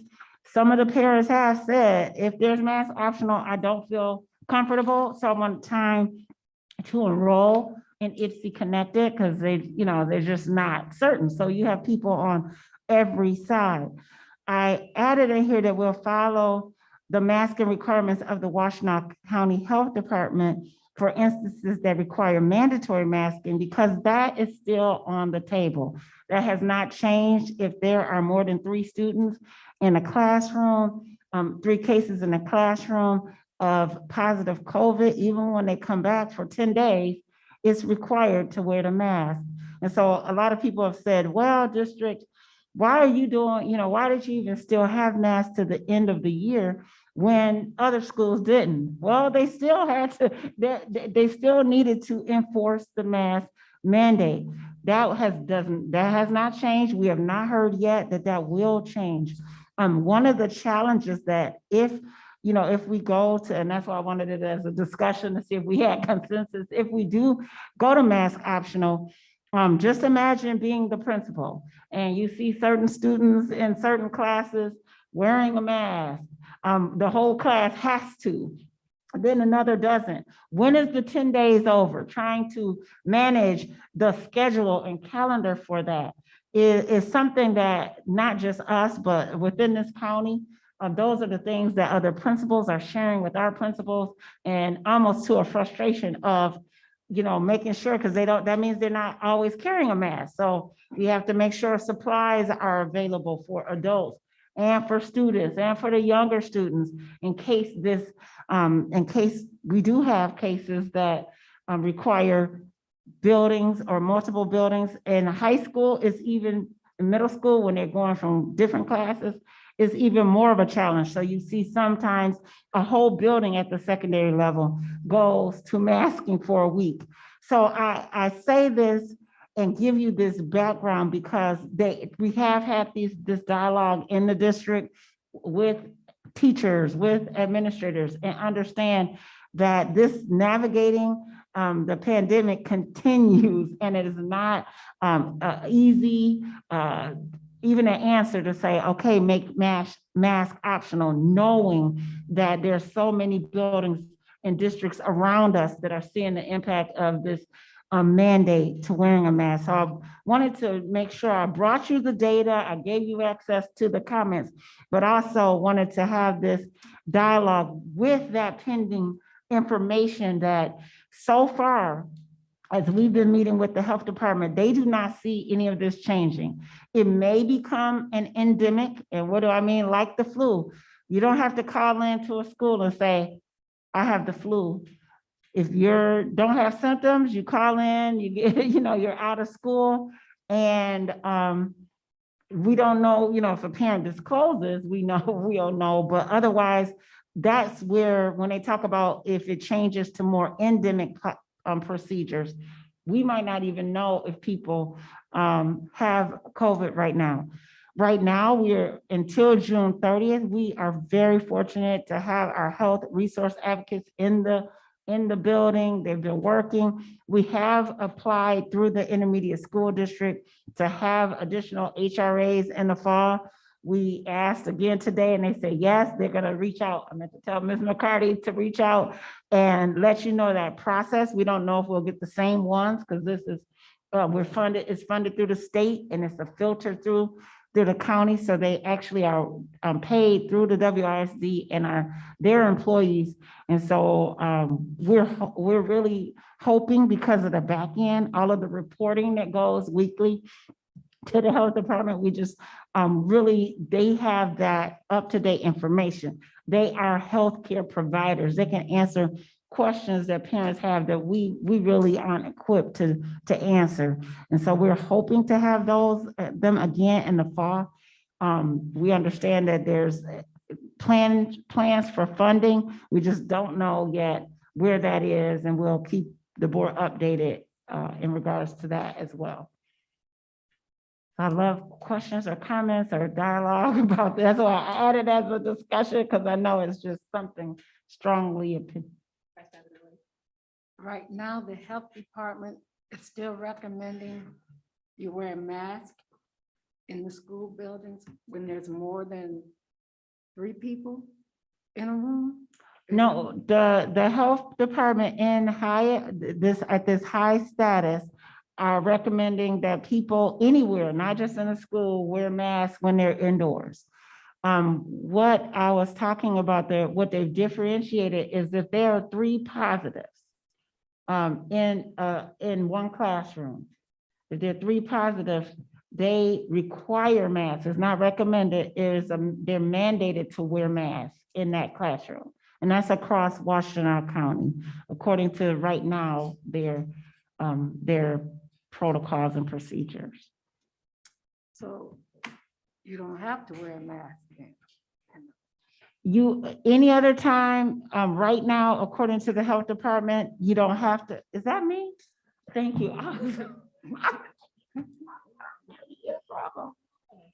Okay, thank you. We're talking about COVID, I'm sorry. So I started getting nervous. I'm like, bells ringing. Okay, thank you. My heart was actually accelerating.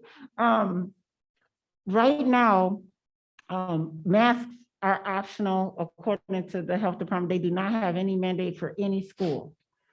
when they receive information, and they get that from doctor's offices, we report it. I mean, it comes from multiple venues, not just the school. So when they get that, they usually are the ones informing us, believe it or not. That's why we need the health resource advocates. Many times parents aren't calling the school and saying, my child has COVID. As a matter of fact, many of them will say, oh, my child has the sniffles, and we're like, any symptoms at this point? That's why we know with attendance, we've been like, just stay home. Normally, we're like, let's get over 92%, come to school. No, because what we've been seeing is students have symptoms, they're being sent to school, because before, if you had a little sniffle, you come. But if they, especially if they're not in certain classes, and if other people we know have COVID, we're encouraging people to be tested. And so when the health department comes back, and that's what the HRAs do, they do that tracking. They'll find out a person is positive, they call the school, does the school know what class are they in? Then they start doing not the same kind of contact tracing as we were doing at the beginning, but they start looking at classes and saying, oh, there are some other people in this class. They help to track that and alert that on that's the type of forms that they do with the health department. So then when they indicate there's 3 or more, that's when, after the students are able to come back, there is a requirement, a mandate that class, or even at the beginning, that class wear masks during that whole period of time. Okay. Because now the rule is if you are symptom-free, not if there's necessarily a test, but now if they're symptom-free, they're allowed to come back to school. Well, now that's a new thing. If it's been, I believe it's 5 days and symptom-free, they're able to come back. I know. Dr. Zachary Ross and I deal with this on a much larger basis. I'll just say my school's been through this, all of it. And we went mask optional for a while, and we're back to masks on because of the higher case rates, but I certainly support the recommendation, especially now that the under 5s are about to get the vaccination. Okay. I just think, it's summertime is the time to do it. Yes, so right now, 5 to 11 can take boosters, and we're hearing that under 5s are going to be able to have an opportunity for the vaccination. Do the Head Start preschool rules still apply for preschools over the summer? So I assume it's still mask mandatory for preschool. The preschool rules for staffing applies, and for students, correct? I believe so, because that comes from the federal That's from Head GSRT Start, Head yeah. Start Okay. rules. Thanks. That's, so the preschools would, GSRP and Head Start would still be required to, they have other rules that may require masking regardless of what. I find that a little reassuring. I know a number of respondents was small, so our sample size is kind of small, and it was unevenly distributed among buildings. So like Wise had the highest number of respondents by far, and had a majority selecting the combination of options that were mask optional. But I noticed that Perry and Ford and also Estabrook had majority favoring continuing masking.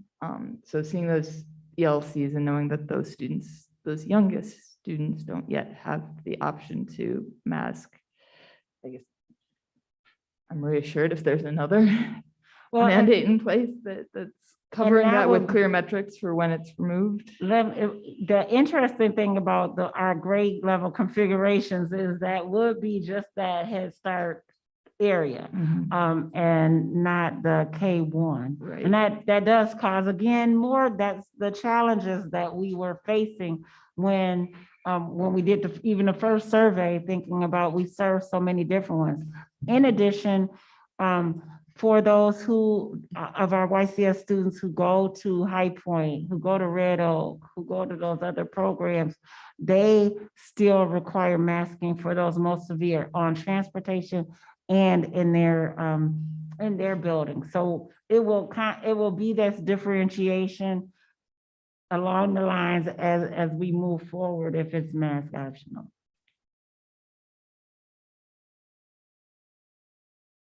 Any other board questions, comments? Do you have any? I'm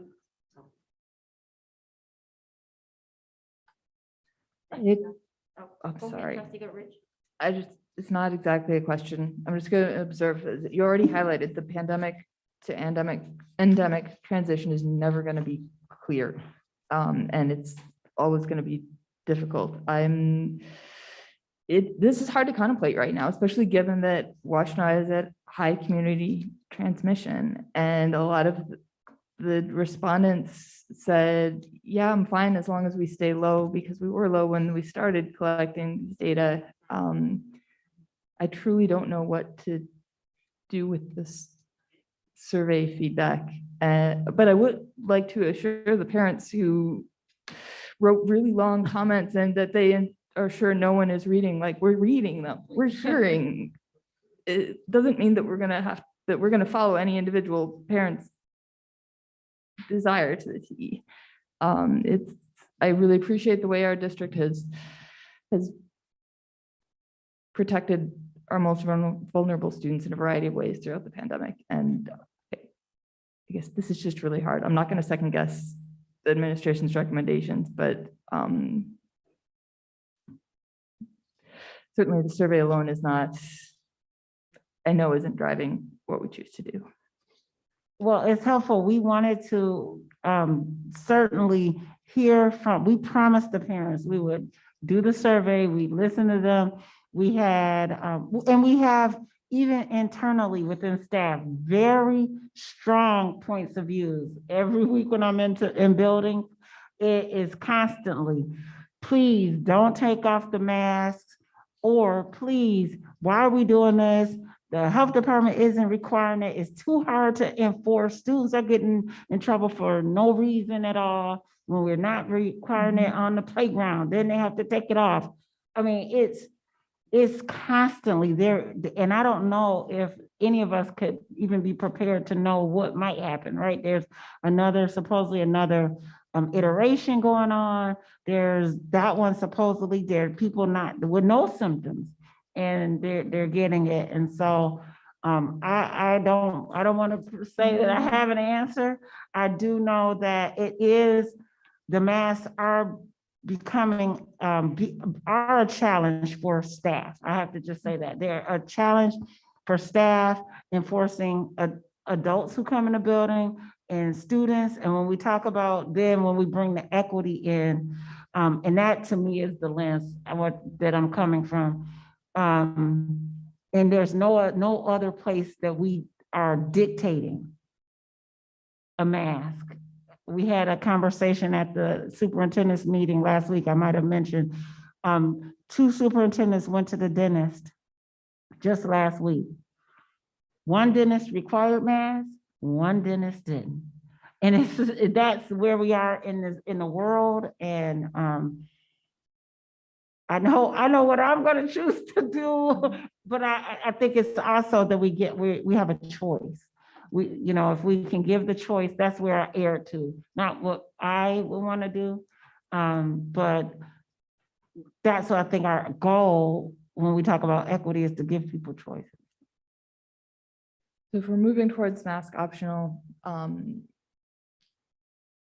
we do everything possible to make sure that we're giving those who choose to continue to try to protect themselves access to the, one thing that's great that has changed from the beginning of the pandemic is we have access to much higher quality masks that provide a much higher level of personal protection. I don't know if we have any connections that would allow us to make sure that we've got really high quality PPE available as kind of so that no one who wants to continue masking is limited in being able to protect themselves as well as possible. And then I know that parents who would like their children to continue masking are really worried about the social stigma moving forward. So I know we're going to have in our schools as much support around those children and in addition to all the other ways that we want to prevent bullying and stigmatizing so that those students who do choose to continue masking won't be ostracized for that.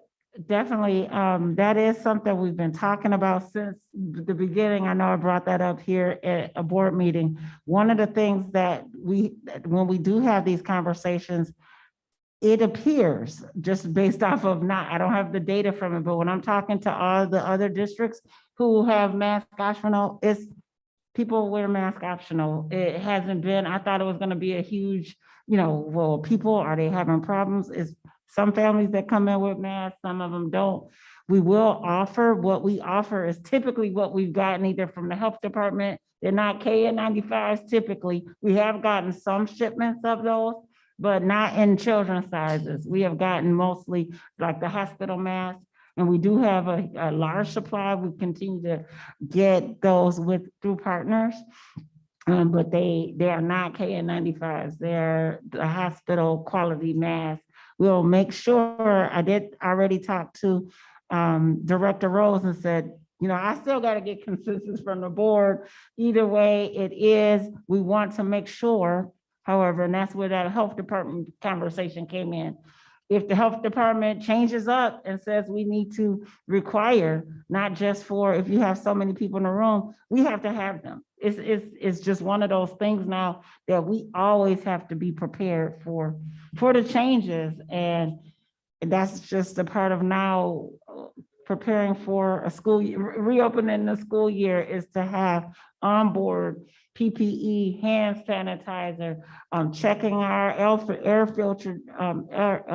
air filtration systems with Train, who we have, thank goodness we have that contract. So they come in and continue to test with. So that's just now a part of our culture. It has to be. So I appreciate you bringing that up, and that is something that as we transition, as Trustee Schindler said, if we're going to do it, the natural break of the school year is the time to transition, when we have a smaller amount of people, when we can continue to prepare and to have conversations. Transitioning mid-year is difficult, and so that's why I'm asking the board to consider it now versus waiting again after another survey and more follow-up, because we're gonna go up and down in terms of numbers. And I don't know, I would just assume as we have been through this whole pandemic.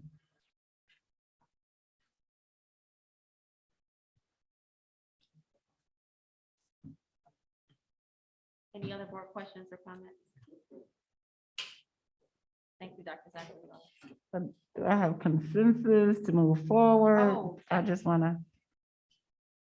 Board members, do we support the recommendations brought forth by the superintendent? Is there anyone who does not support? You have our full support, Dr. Zachary. Thank you so much for, no, it's a difficult one. Next, that takes us to public comments. None at this time. Thank you so much. Next, that takes us to item 8 on the agenda, the consent agenda. Is there a motion at this time? Madam President, Trustee Schindler, I move that the Board of Education approve the May 17th, 2022 regular board meeting minutes and personnel matters as per the presented list dated 5/27/22, new hires and resignations. Thank you. A motion has been made by Trustee Schindler. Is there support for this motion? Trustee. Support Vice President Lee. Supported by Vice President Lee. All those in favor? Aye. Those opposed? Motion carries. Next, that takes us to our first action item under business and finance, the approval for the Pretty Brown Girls Academy. Is there a motion at this time? Before we do a motion, have a discussion. I'll do it after we, yeah, absolutely. And then just cover up. Madam Is there a motion at this time? Madam President, Trustee Schindler, I move that the Board of Education accept as presented the Pretty Brown Girl proposal for an after-school program for $23,940. Thank you. A motion has been made by trustee Schindler. Is there support for this motion? Supported by trustee Fields. Any discussion on this item? Vice President Lee, I know you have. Yes, please. My understanding with this, I went on their website and I know it's a good program. And I know they educate and empower Black and brown girls by encouraging them to accept their self-awareness. But I know it's a 15-week program. Now, my understanding is that you purchase their program and they provide the facilitator to teach the program. And then we have to pay the facilitator to come and teach the program. That's what the fee is for, the facilitator for all the materials. And Dr. Coscarella can talk a little bit more about Pretty Brown Girls. Would you share, please? It's a program that originally started in Detroit. And as you mentioned, the fee goes to the program and they pay their employees to come. The proposal as it stands is for 3 sites, one at Holmes Elementary, one at Estabrook, and one at the middle school. And each school would have a cohort of 20 girls. That's part of the power of the program, with a small group of students. Also, this is grant funded. The grant that we received last year is an after school and after hours program. So it is grant. Okay, so is it an in-person or virtual? It is an in-person. In-person, okay.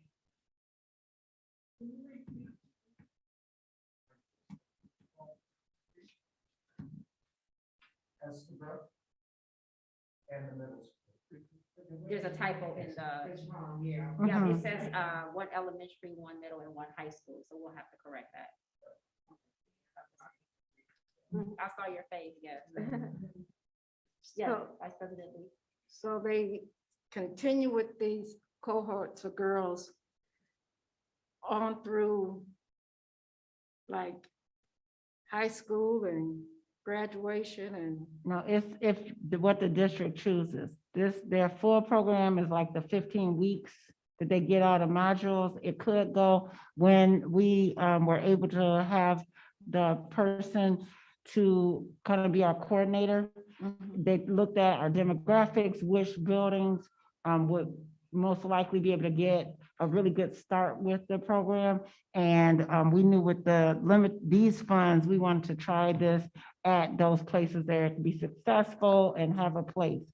Long-term, we'll see. I know that they do have it in the previous district that Dr. Coscarella was in. And they have continued on, but not all of them do that. So we want to see the results to be able to see what happens here. There's a lot of excitement about it. And the fact that we really struggle to get people to do our after school. Our teachers, as we talked about, they are stretched. And so this is something we're really excited about, to be able to have somebody that can bring their own staff, like how Bright Futures, because it's guaranteed. We don't want to have something that decides someday, sometimes it can start, sometimes it can't. This is guaranteed staff members to be after school with our students, to give them, they get enough people who kind of drop out, don't stay, aren't committed. And so this ensures the commitment and ensures that somebody's going to be there throughout the program. now these instructors, they're certified. And not necessarily teachers, they're trained through Pretty Brown. They're not there to teach, it's not tutoring. They're there to run their program. So they're like mentors. Yes, Okay. And they had a background check and everything? yes, that'll happen. And they'll still go through our screener, like all of our, like Brightview, all of our other after school. Okay. We've got a question. Dr. This Kessler. have- And we will also have staff that will prep. Yes. Oh, okay. Great. Any other questions? That's all my questions. Okay. Thank you. You can have as many as you want. That's Uh, right. Any other board questions? How are the students selected?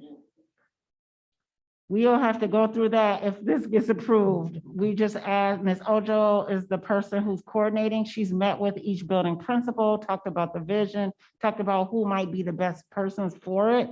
But I think it'll be up in each building and looking at who actually applies.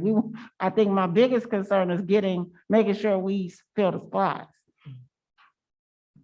at this point, because we have, Bright Futures, we have other after-school tutoring. We're working to make it more robust, but I want to make sure we fill every slot and utilize it. Other questions? I just want to add, it's not just for Black and brown girls. I did state that it was for Black and brown. It's also for any girl.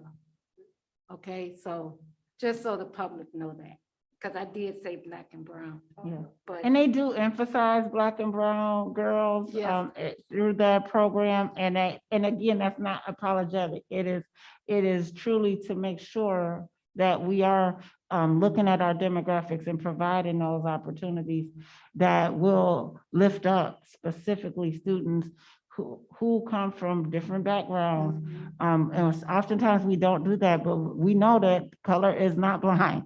We have to make sure that there are programs for all sorts of our students, like our EL population. We do it all the time, and there's not a question. I think that I'm excited to bring in something specifically that has materials that our students can see, just like our literacy word. So you're right, it's not exclusionary, but it really is, people should say, no, that will be the focus of the content and the material.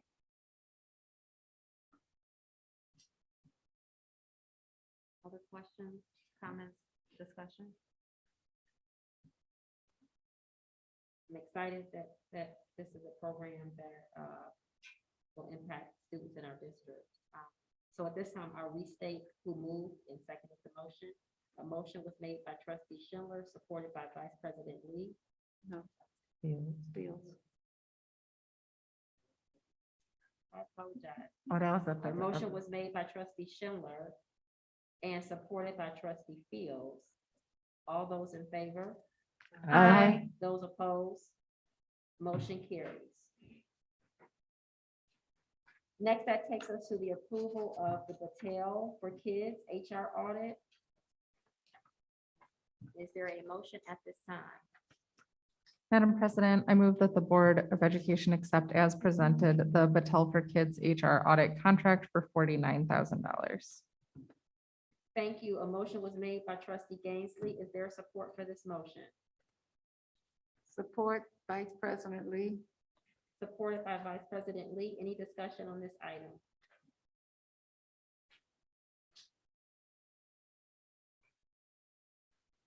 Seeing none, all those in favor? Aye. Those opposed? Motion carries.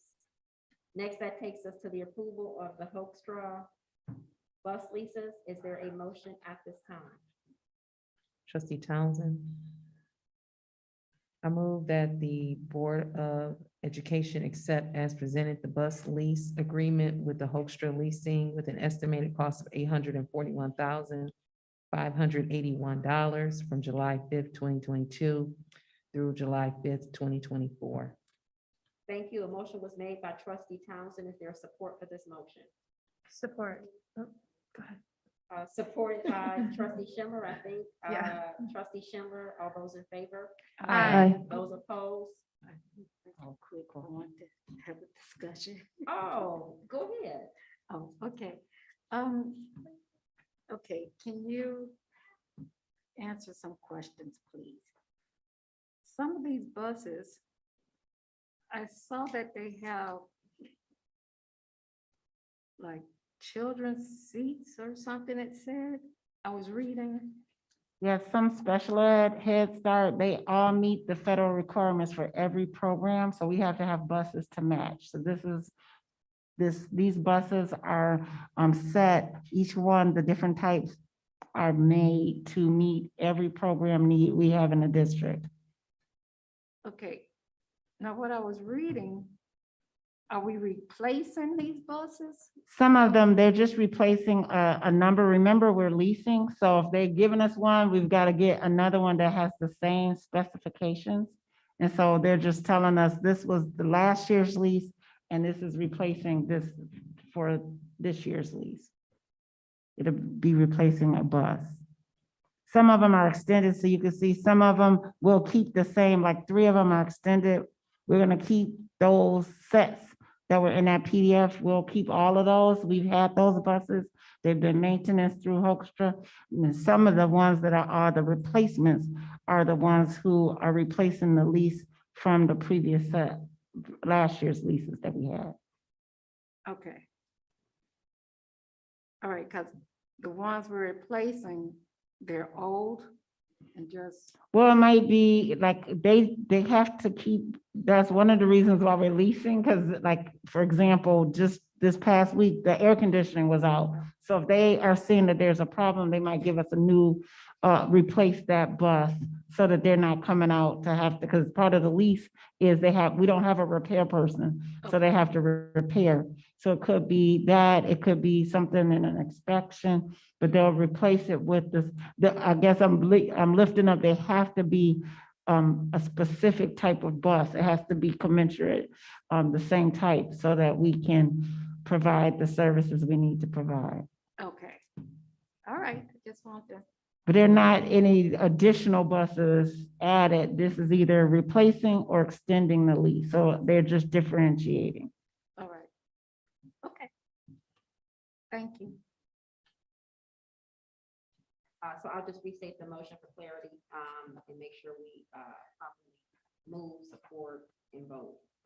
Motion was made by trustee Townsend, supported by trustee Schindler. All those in favor? Aye. Those opposed?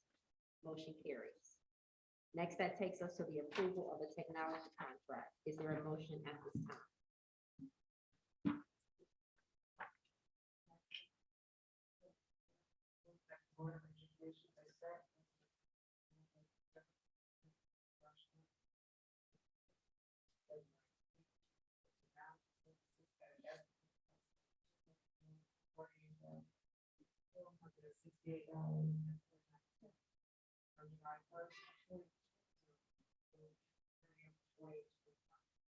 Thank you. A motion was made by trustee Fields. Is there support for this motion?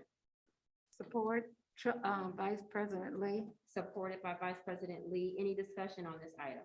I have a discussion. I just wanted to make sure, I believe a lot of this cost is from the ESSER upgrades and all of that too, is that correct? No, most Or is of, it just the regular contract? this is the regular contract, the 3-year contract that includes all of our, and I should actually have our technology services, our people who are here, thank you. Technology, our persons who are here, but Ms. Naya can go in detail.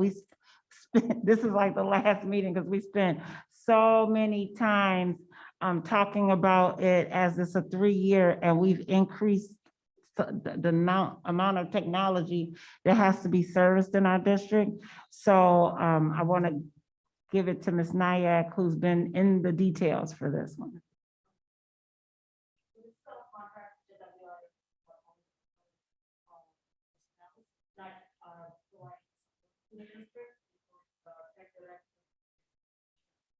We have multiple features. Yeah, let's assemble that created. So right now, at this point, we have gone with their initial proposal of the 2,100,000. They have offered other positions that will benefit them. More research and detailed information which we do have. Point, right now,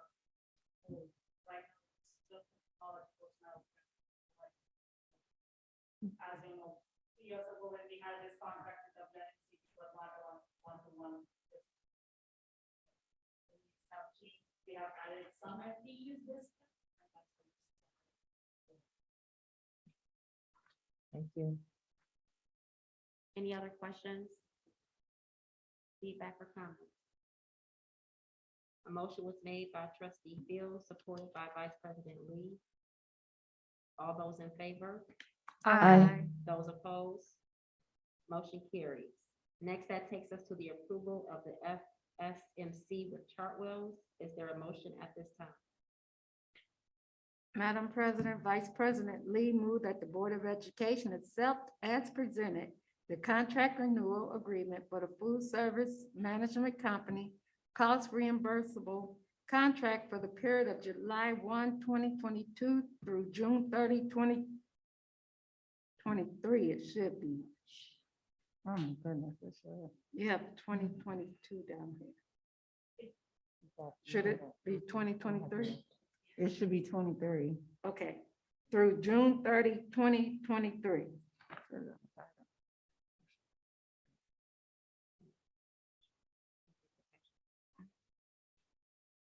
A motion was made by Vice President Lee.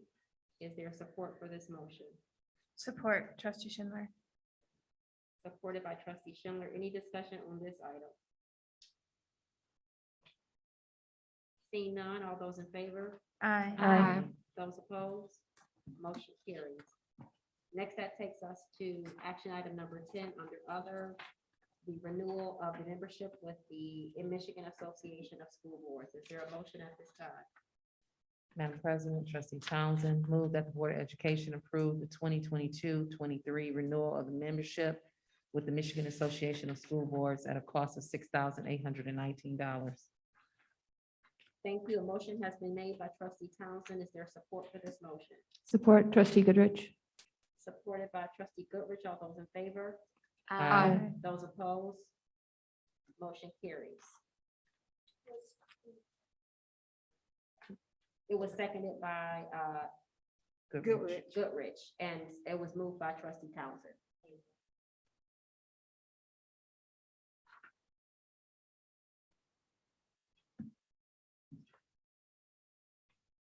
Next, that takes us to, there's no public comment cards that have come in this evening.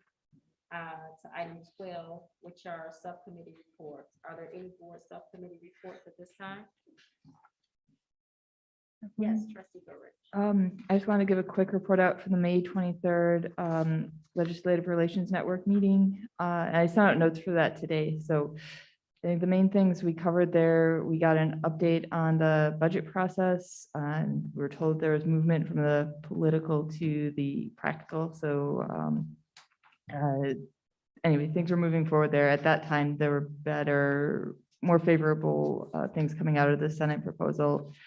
A lot of the discussion was around pipeline issues and equitability of funding and access for mental health professionals, substitute teachers, and Superintendent Zachary Ross made some really great points about the prioritizing equitable access for districts like ours.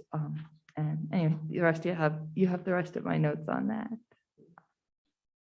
Thank you for sharing those. Any other board subcommittee reports?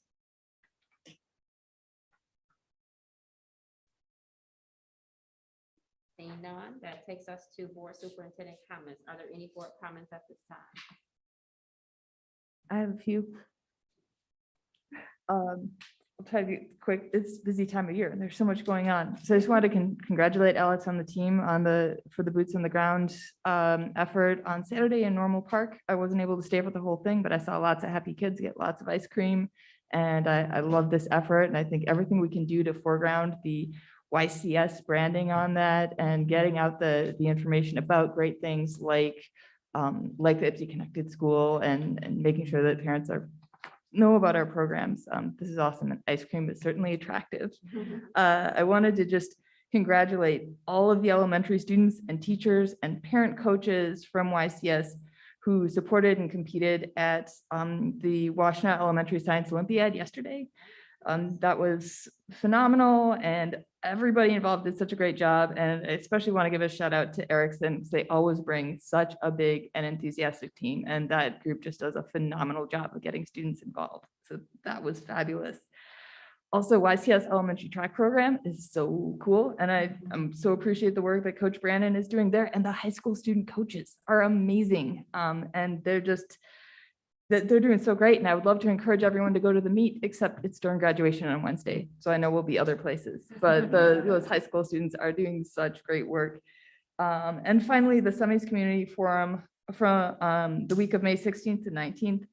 We had such awesome representation from YCS students and teachers, and I just wanted to congratulate them again for all the ways that they shared their learning, and then all of the YCS staff who were recognized for their contributions to place-based education during the community forum. So YCS is doing phenomenal things, and I wish I could make it to more of the events and recognitions. That's an awesome problem to have, and I'm so grateful for the invitations that we're getting as a board, and I know we love when we can get to them, and I hope we continue to receive those invitations from the different building leaders. Thank you. Other board comments? I just would like to congratulate the entire district staff team on another successful year. I too am excited about all of the invites. I want to give a special shout out to class of 2022's prom. They were classy. They did that, and I was so happy. And and especially to Mr. Hunter, who kept the parking lot under control. So I did want to put that on record. I also wanted to say I'm looking forward to graduation. 30 years ago, I walked those hallways across the street over there. And so, yeah, I might have to pick me up because I'm excited to, well, I was in Bowen Fieldhouse back then, but it's still a good feeling to see the district's legacy is continuing. So, yeah. And I did attend the Y2, what is it, Y2CS, is that right? YC2? Okay, yes. Graduations for the 8th grade, 6th through 8th grade and the kindergartners. And I'll be attending what is it? The middle school. I went to West. Graduation tomorrow, so I'm excited to do that. And the leaders and teachers have done a phenomenal job with the students as well. So thank you to our families for giving us the opportunity to serve the students and to educate them and be a part of their journey. Yes, trustee.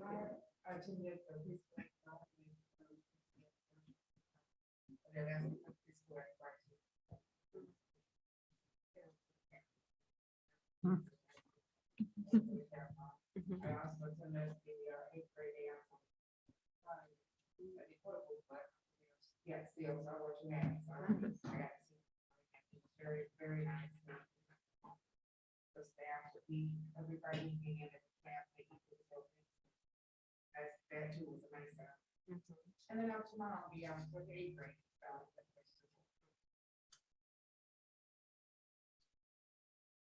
Other board comments? I'll just add a couple. I'll start with the furthest one out, I guess. Leadership Day at Erickson was phenomenal. It was nice. We had such gracious hosts, which were the students. Their presentations were outstanding.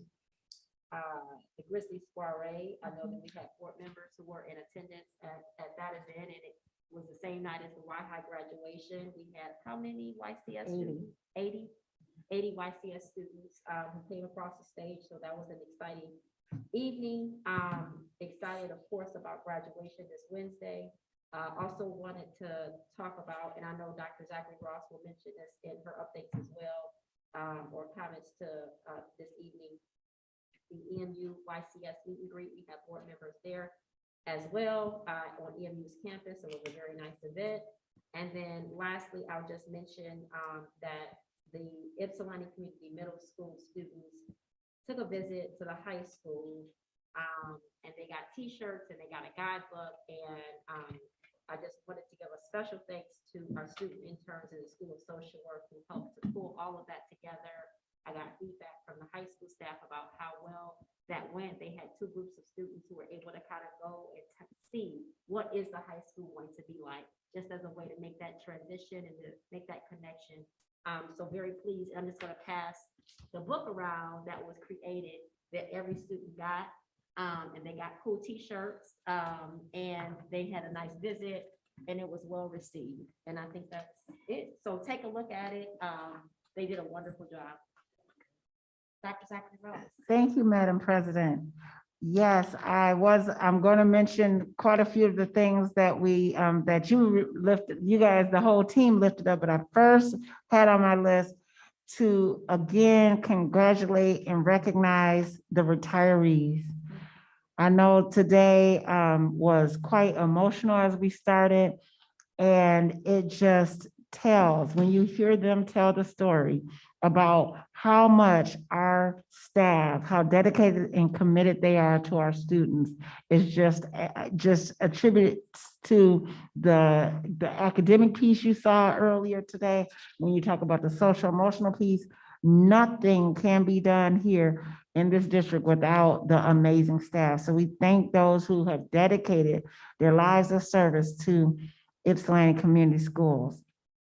Next, yes, the EMU meet and greet, we know that that was part of Collaboration for Change and an opportunity for those who have been continuing the work, because we know that this work started off, we wanted to have this group come together with EMU and Washtenaw County and the WISD with the district, and then we added the community college. And we know through this pandemic, we wouldn't have gotten through as strong as we did without those partners. And so we thank them. We thank each of you for coming to the meet and greet, who are able to come. And we're going to continue to do the work. So thank you, Dr. Hopkins, for working with Lee Graydon to pull that together. In terms of looking at that, like you might say, well, what's something significant other than like our learning labs and things like that? We were able to, in partnership with the community college, to place in that grant we've been talking about, Detroit Drives Degrees, the community college, looking at a strong 6-12 and really 6 through college commitment of ensuring that students, 100 students from YCHS and 200 family members are able to leave out over the course of the 3 years with being able to secure a job that minimally starts at $40,000 a year. So we're looking forward to hearing about that grant, but even the fact that how we work together to collaborate to write it was amazing. And so I see that work just continues through the collaboration. We've had so many move ups from our pre-K to K, our kindergartners moving up 5th grade, 8th grade, and come June 8th, our high school students at the EMU Convocation Center at 6 p.m. We are extremely excited to recognize these graduates at EMU in person. We have been through so much. I've only been there once as a superintendent because we had the year of the waving, we then had the year in Shaffer Field. And so just being able to get back to the Convocation Center means so much. And so I know instructions came to you, and I'm just looking forward to it. The excitement is there. And I just, again, as we close the year this Friday, there's Records Day on Thursday as a half day, Records Day on Friday, half day for students, last day for our staff. We just want to thank all of the staff. We've heard it over and over. It's been a lot of staff say, I've been in this for 30 years. It's the most challenging year ever. They thought it'd be somewhat different. And even in spite of, they continue to be resilient and committed even to the very last day. And so we thank all of the YCS staff for everything that they've done throughout the year. We want them to go get rest and get rejuvenated and recoup as they are get ready for the next school year. There are a lot of upcoming events. So I don't have the dates with me, all of them. There's the whole several dates, like 8 dates, 7 probably left, for Boots on the Ground. Join us. Ms. Cash sends out the updates on the Boots on the Ground activities.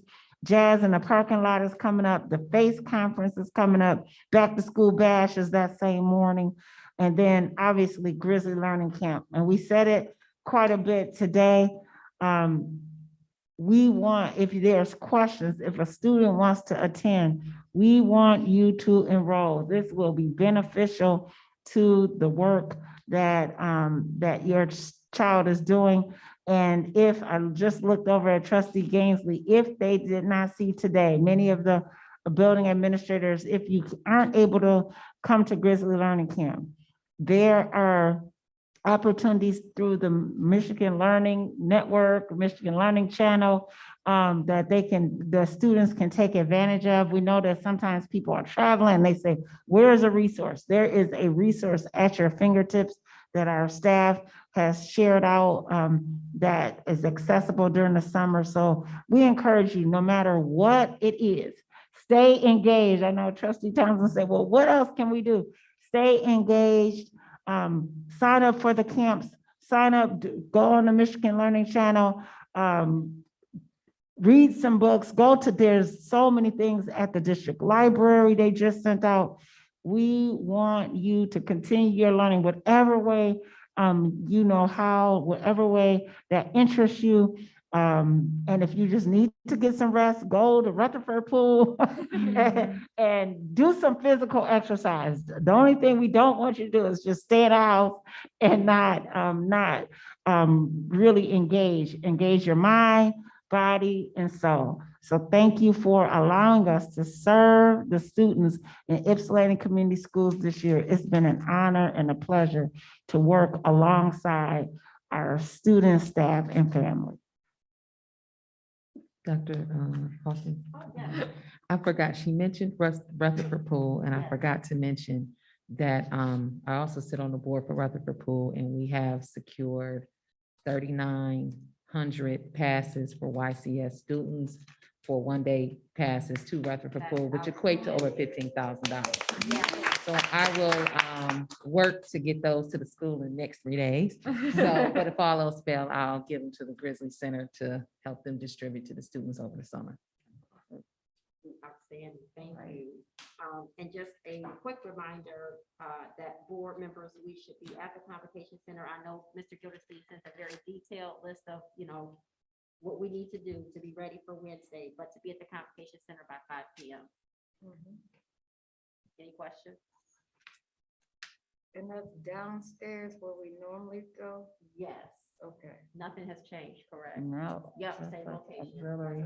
And people, Do I come to the all you have to do is ask the ushers and ask the folks, and they will direct, because I know I didn't know. And again, I've only been once, and they nicely took me around there. All right, any other board comments before we adjourn? The time is 9:04. This regular Board of Education meeting is adjourned. Night, everyone. Thank you. This is your copy. Oh, yeah. Yes. I was like, oh, I see the twist, making high school. Yeah. Yes.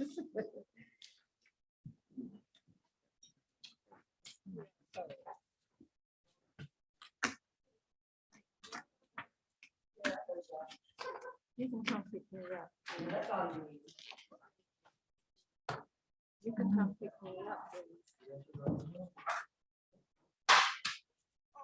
Oh, okay, you didn't respond. I think you saw it. Oh, I didn't see that. Okay.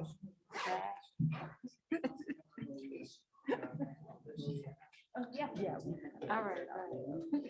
We just do that because it's like, we don't want to.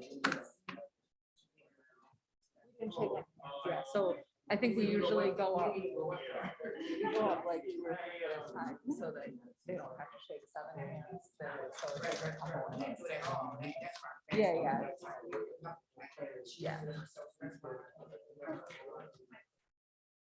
Yeah, it's like some of them are very. I think we also. Yeah.